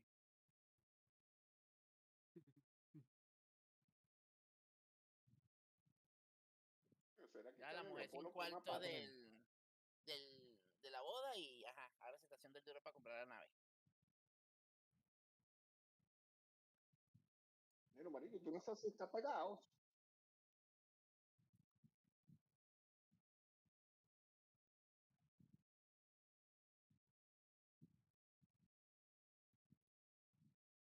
Te ¿Tú compras también otra tienes la nave. Perseus en buyback?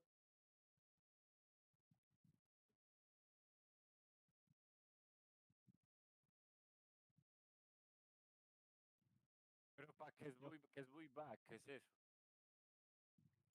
que la compras y la quemas. Y entonces cuando la recuperas, si por ejemplo subió de precio, la recuperas con el precio que salió originalmente. Ah, qué cabrones estos. O sea,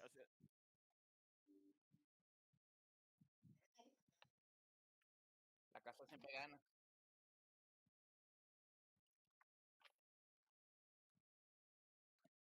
¿No tienes el Kraken? No, no pude comprarla, loco, la Kraken. Pero tiene la Idris. Tengo la Vulcan, la Nautilus. Pero No la compraste, no la compraste. en Buibag es que tengo todo eso. La Pioneer, ¿la tienes en Buibag también? No, loco, tampoco. Y esa yo pude comprarla, loco, pero cuando eso yo no sabía lo que era la guerra de F5. Yo me vine.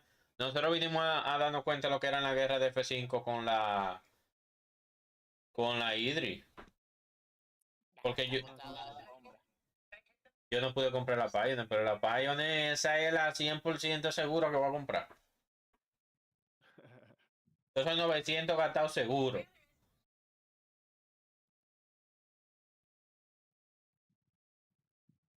Ahora mismo yo lo que tengo aquí es la Mercantile.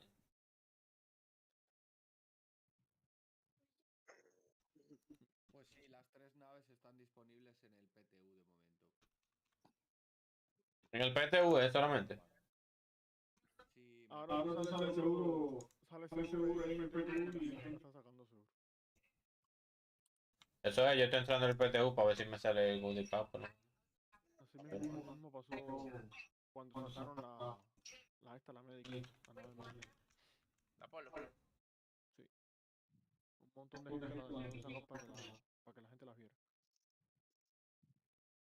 Yo igualmente, como tenía que pillar la SIB igual para que me salga la Taurus más barata, que es la que realmente quiero, la putada que pensé que le íbamos a poder testear ahora mismo. Coño, y a Dios le banean la cuenta para poderle ponerle la Valkyria Omega.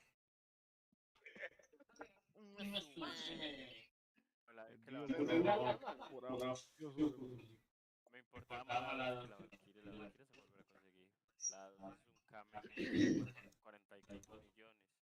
O sea, es que los 44 millones míos fueron trabajados sin páginas ni cargas ni nada, sino puras misiones. Entonces, prueba que me dolió tanto. Mira, Entonces se la prestaste y sí, me lo comentaste el otro día.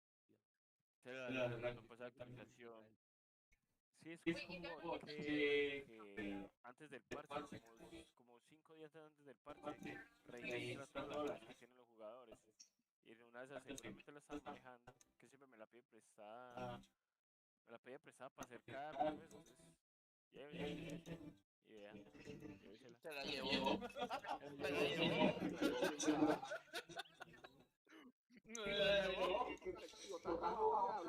Literal.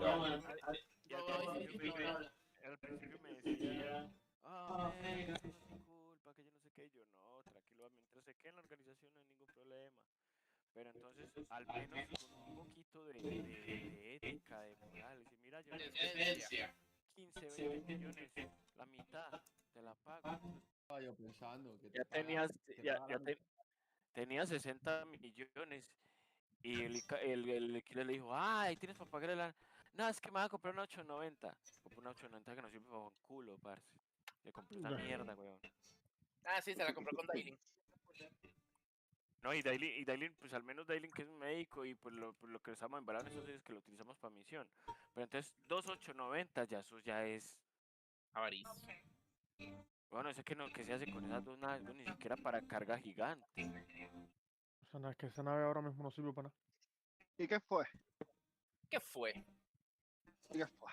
¿Cómo tuvo ese vaina con? ¿Qué es lo que? Cualquier vaina. Sí, normal, pa. Anormal. Sí. Yo diría que Fue la forma Mostrando evangélica. ahí, yo vi que estaba mostrando ahí un planeta ahí gaseoso, no sé qué monda. Y no sé, cambios de terreno. y Ah, vaina. Horizon. Ujú. No, eso era el Nix 3, creo Nix que era 3. el... Nix 3, Nix. El planeta que dice construyan bases en mí, por favor. Utilícenme, por favor. Hazme tuyo. Y en ese live, ¿qué explican? ¿Las cosas nuevas que van a implementar y así? Sí. Sí. Se le Man, dice yo la vi un fiesta, se le video. dice Todo la lo que va a fiesta del salir humo. para todo lo que va a salir para el parche nuevo, o sea, para el Man, próximo parche. yo vi un video que es Lo metido. mostrando una armadura, ¿no? Que está en una nave y pusieron una animación completa cuando el man se pone la armadura, el casco y así. Ah, ese es el inventario nuevo. Coño. Brutal. Sí, va a estar bien de pinga cuando lo pongan. Es que no está bugueado también. Sí, pero eso es No, viejo ya. el inventario nuevo, loco. Yo creo que eso Admiral sería una de las mejores cosas también. Vázquez. Sí, Admiral eso también, sí. Vázquez. Necesito preguntarle ¿Qué una tal, qué tal? cosita. Dígame. Necesito mi insignia de marín, por favor. Ah, sí, claro. Sí, porque Ya este te le rompió el grababa. corazón le rompió el corazón ¿Quién la pide? a Crone. Bullet. Bullet. Ya tiene estudio. Omega. Omega. Aquí estoy. ¿Qué pasó? Bullet pasó ya eso de marino. Ah, sí, él se graduó. ¿En qué equipo cae? Lince.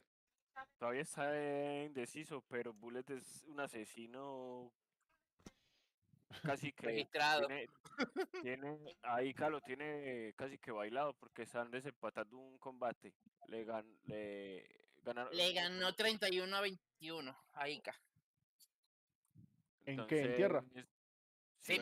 Ajá. A plomo. Entonces la Coño. cuestión es que va más creo que para Spartan. O sea, para mí, Spartan. Si es Spartan, o sea, yo creo que, o sea, yo puedo elegir Spartan o Berserker. Sí, claro. Ah, ok, Sí, yo no, pues pensaba hablando con Gosli, pues él te toma en cuenta tu opinión. La opinión porque es lo que más disfrutes. ya. Bueno, yo pensaba que nos colocaban en Spartan o Berserker dependiendo de dónde me movían, pues, ustedes. Ajá. De qué se necesita más, pues. Necesitamos más gente allá, necesitamos más gente acá, ¿qué pasó? Ah, sí, claro. Es que por eso es una misión que necesitamos sí o sí que Spartan mate a los jugadores y mientras nosotros entretenemos, necesitamos los más perros en combate. Entonces nosotros tiramos a Crime máximo, puede ser tú y puede ser Gonzalo el Killer. No se Y el diga médico, más. y el No médico se diga asignado. Bueno, para hablando allá. de médicos, ¿cómo hago yo para ser médico? ¿Qué tengo que hacer? En la ULA. Tienes que Con entrarle con Cronen. Cronen tú entras a los entrenamientos de Cronen y Tienes que hablar con Cronen, pero tienes que estar seguro que no le vas a romper el corazón, ¿ok? ajá. Sí, ya no Yo aguanta lo trato bien, dos yo lo trato rompillas. bien, yo le doy cariño. Porque a mí también me dolió hacerle esa Cronen, hermano. Me sentí mal. Pero más que eso, lo que te tienes que apasionar la cuestión de médico. Porque médico, y Correcto. la gente al principio no se da cuenta que médico también le toca echar plomo feo. O sea, es que el Sí, médico es más como bien cualquier trancado.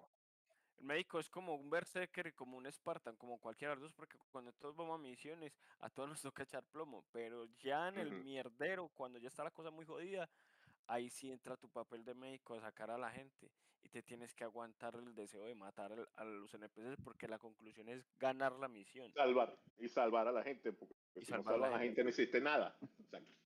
Exacto. Sí, bueno, lo que hacíamos mi otra orca. A ver, te voy a pasar la... Nunca. En el PTU hay una lista de 300 y pico. O sea, tú al mundazo estás entrando a probar nada. Básica de marines. ¿Oíste, Bullet? ¿Cómo? Ah, ya lo vi, gracias. Te pasé la insignia básica. Luego, Entonces, cuando sí. te pongan en el equipo, entonces ya te paso la otra insignia. O que te pasen la otra Exacto. insignia. Sí, porque Gosli obviamente lo manda, ¿cómo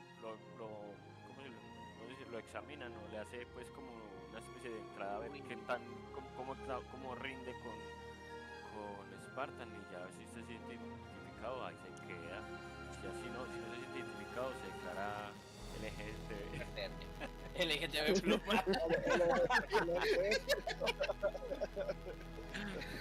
es lo que iba a decir, se declara culpable. Sí. Sí se identifica. No, mira, que me le gusta. O sea, lo que pasa es que Berserker es plomo corrido, pero no tanto meter en la boca del lobo. No matar. Lo que pasa es que con Berserker va a estar más activo porque Berserker es el que más siempre está, pues. Sí, nosotros más. Porque Esparta brilla por su ausencia. pero, por decir el máximo que es Esparta, él entra de una. No, misiones de tierra, listo, yo con ustedes. Y se pone su uniforme de Esparta. Esa era la culpa, Crane. ¿Quién es Crane?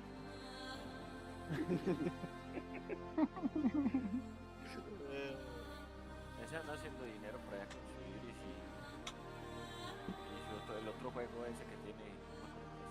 La culpa de quién, diablo. Yo tengo que ver con que todo el mundo se haya ido. Que todos los departamentos se hayan ido. Y que hayan metido a todos los que entraron a Belchel, que van del diablo. Pero tú no te has Mira, venido ya va, con nosotros de tierra. Exacto. Pero ¿qué es lo fue que la otra vez que me dijo? Ay, yo no entraba porque me estaba casando. Ahora cambió la seña. Que no, ¿qué culpa tengo yo que todo el mundo se haya ido? Es que se van porque no entra el líder a Claro, nunca está. Miren, malditos hablador, cállate la boca, Omega también. Se tiene que ir Tanto con así que nosotros para que... tuvo que llegar a decir, bueno, el que se quiera venir para Spartan, yo le regalo una nave. Y con todo eso nadie se fue. Porque saben que nunca iba a estar. Hey, solo quiero decir muchas gracias, muchachos, por ayudarme a sacar hangar ayer. Fue brutal el resultado. ¿Qué sacaste? Una Corsair. ¡Coño! Bien. La nave más difícil Los maricos sacaste. son sortudos. Los maricos siempre son sortudos. Bueno, mano, ¿tú sabes qué dicen? Suerte de principiante. La cosa, ¿Eh? Bueno, yo cuando saqué la F7 en mi segundo hangar. No. Vázquez, saqué la Corsair. Bullet, estamos en el mismo servidor, ¿cierto? Vente para mi hangar para pasarte la armadura. No, papi, estoy aquí en el trabajo, estoy tomando un break, entonces estoy aquí hablando con ustedes un ratito. Ah, Pero mañana no trabajo y coño, hoy me tiro una noche de Star Citizen. De amor y pasión. Correcto. Sí que está ahí. Con el pájaro de Kill. No, por lo menos está, pues. Por lo menos comparte. Pero que la que es mañana, no sé si hacemos misiones en subirlas de Hurston o subir en Pyro. En Pyro ya es más violento todavía. Estoy pensando en usar la Corsair Power hoy para ver si puedo hacer alto riesgo. Objetivos de alto riesgo para sacar dinerito. Y yo uso la Zeus para el transporte. Ah, ¿viste? Pero la Corsair tiene... Yo uso la cuta para la tienda. Papi, ustedes se pasan a echarse tiro y yo me pongo como el transporte. Agarro la mercancía y las tengo ahí en mesa con ustedes que están echando tiros. Bueno, dale. Lo que estamos buscando es droga y medicamentos. Droga no. Bueno, no ya. se dice droga. ¿Cómo se llaman? ¿Qué coño son los medicamentos, Trones? Droga. Los medical supplies. Medical supplies. Exacto. Se le dice medicamento legal y medicamento ilegal. Ok. Voy a frenar un momento, chavales. La anfetamina y las inyecciones. Ahí está. Hay que ver si mañana se conecta el futuro empresario. ¿Cómo así empresario? El futuro empresario. Mira, aquí podemos hacer tráfico, droga y la broma para ir acumulando la vendela, la broma, después esto se lo damos a la gente. Y yo, verga, quiere hacer un cartel. El otro español. El jugador nuevo, sí, que yo sé que jefe de... John. Quiere ser jefe de todo, quiere agarrar todo el comercio. ¿Cómo funciona ¿Cómo funciona ser empresario en este juego? O sea, tú Es literalmente el te jefe, puedes hacer un empresario. jefe de industria. No, todavía. Pues se Ok. Bueno, supone que pero él va a mirar ahí cómo le va y toda esa cuestión. O sea, tú puedes tener tus emprendimientos, Trone, pero no hay una Ujú. empresa como tal. más Ok, bien o los sea, quiere hasta puedes contratar tener para gente mantenerle la trabajando contigo. protección. Bueno, va igual. Pues, Ah, sí, no, o sea, También, tampoco es también. que creas contratos, pero puedes tener tu emprendimiento como tengo yo el mío de componentes de armas y armamento de naves. No, dilo bien. Dilo bien, dilo bien. Dilo bien. De prepago, de... No, No, no, no, no, no. Ah, Dilo bien, bueno. Gonzalo. Gonzalo es el Goodwill de, Mira, El, mira, el, de el Star emprendimiento Citizen. de... 17 cómo es que Panther, se ey, llama ese? De las nenas esa, de la página azul. OnlyFans. OnlyFans. Verga, Sí. yo le digo algo, ojalá tuviese yo una agencia de verga de OnlyFans, esa mierda hacía plata, yo. ¿No, ve? Joda, muérete. Ay, está. Mira, ya llegó la primera modelo, Daiting. Gonzalo se va a poner a mostrar los pies. ¿Qué pasó? Marico, Nada, aquí que mira.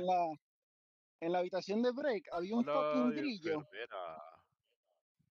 Había un grillo en esta monda y lo acabo de matar. Joda. Grillo. Crime, ya estás en el PTU, Crime. Ya está calentando. Estoy en el puesto 71.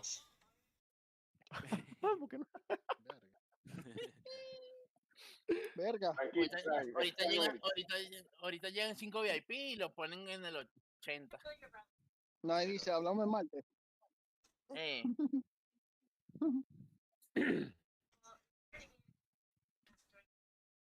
Pero para Gente, verlo por este lo menos el capítulo va- Goodie Pack, pero... Vaya. Este que te ¿Cuánto quiero sería trabajar. Estamos hablando más tarde. No, Como 6 y pico nada. de caca. No puedo hacer nada. Ayer estaba ¿Ah? intentando pagar la Polaris con una nave que se compró de Alien, pero creo que se ¿Y qué necesitan vamos por a ahí hacer? 3. ¿Qué cosa de qué de paz? 2 monitores. Oye, Omega, no dijeron nada de construcción de bases ni de la Perseus, ¿verdad? Sí, No. pero como no estuviste, ¿cómo se hace? No, No, es construcción de que sí la bases. vi, pero en partes y algunas veces sin Veo. audio porque estaba trabajando.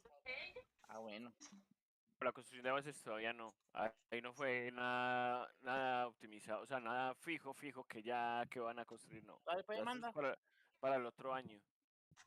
Lo que sí Pero salió ayer que sí dijeron que era para el próximo parche era lo de la minería, la construcción de, o sea, el Sí, en principio del general, crafting.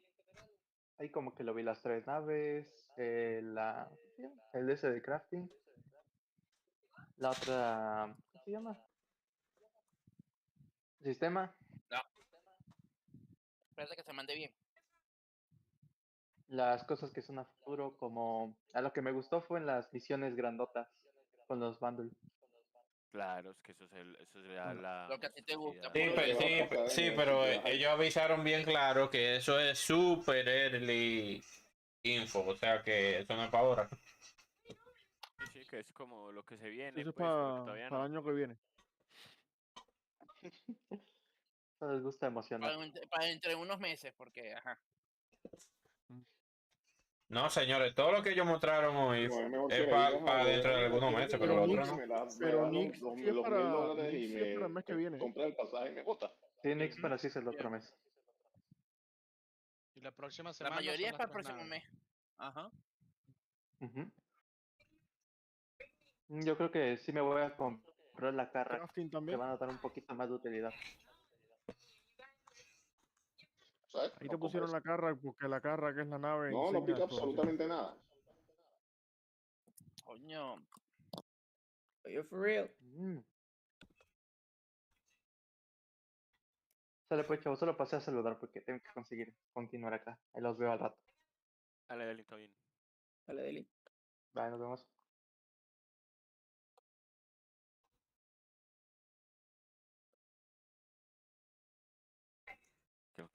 Esta será mi aquí. Activa las misiones de Yo pensaba que iban a decir más cosas. Pero Hay como un pasaboquitas. sí. Siguen antojados y siguen esperando.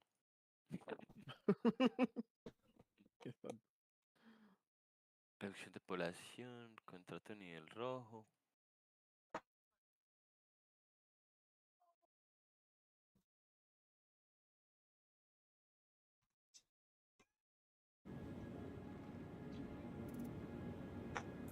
Amarilla. Llama las armas. Al carajo, posición Ah, 103. coño, va que, pero para que me aparezca el goodie pack yo tengo que actualizar la cuenta mía, entonces, ¿verdad que sí? Ah, verdad que sí. Ya.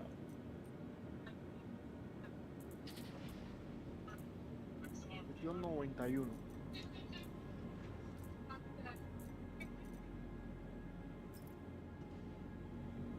Welcome to the ASOP Vehicle Retrieval System. Hago el enforcement y destruir ilegal, eliminar la operación de drogas, destruir drogas ilegales. 101. Uy, esas misiones son buenas, ¿eh?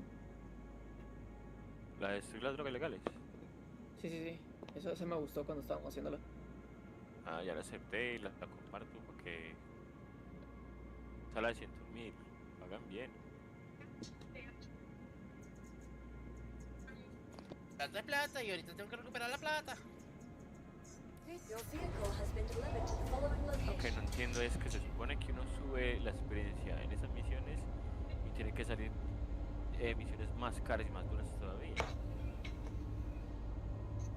Citizen Defense. Car Security. En Car Security ya estoy en contratista junior de seguridad.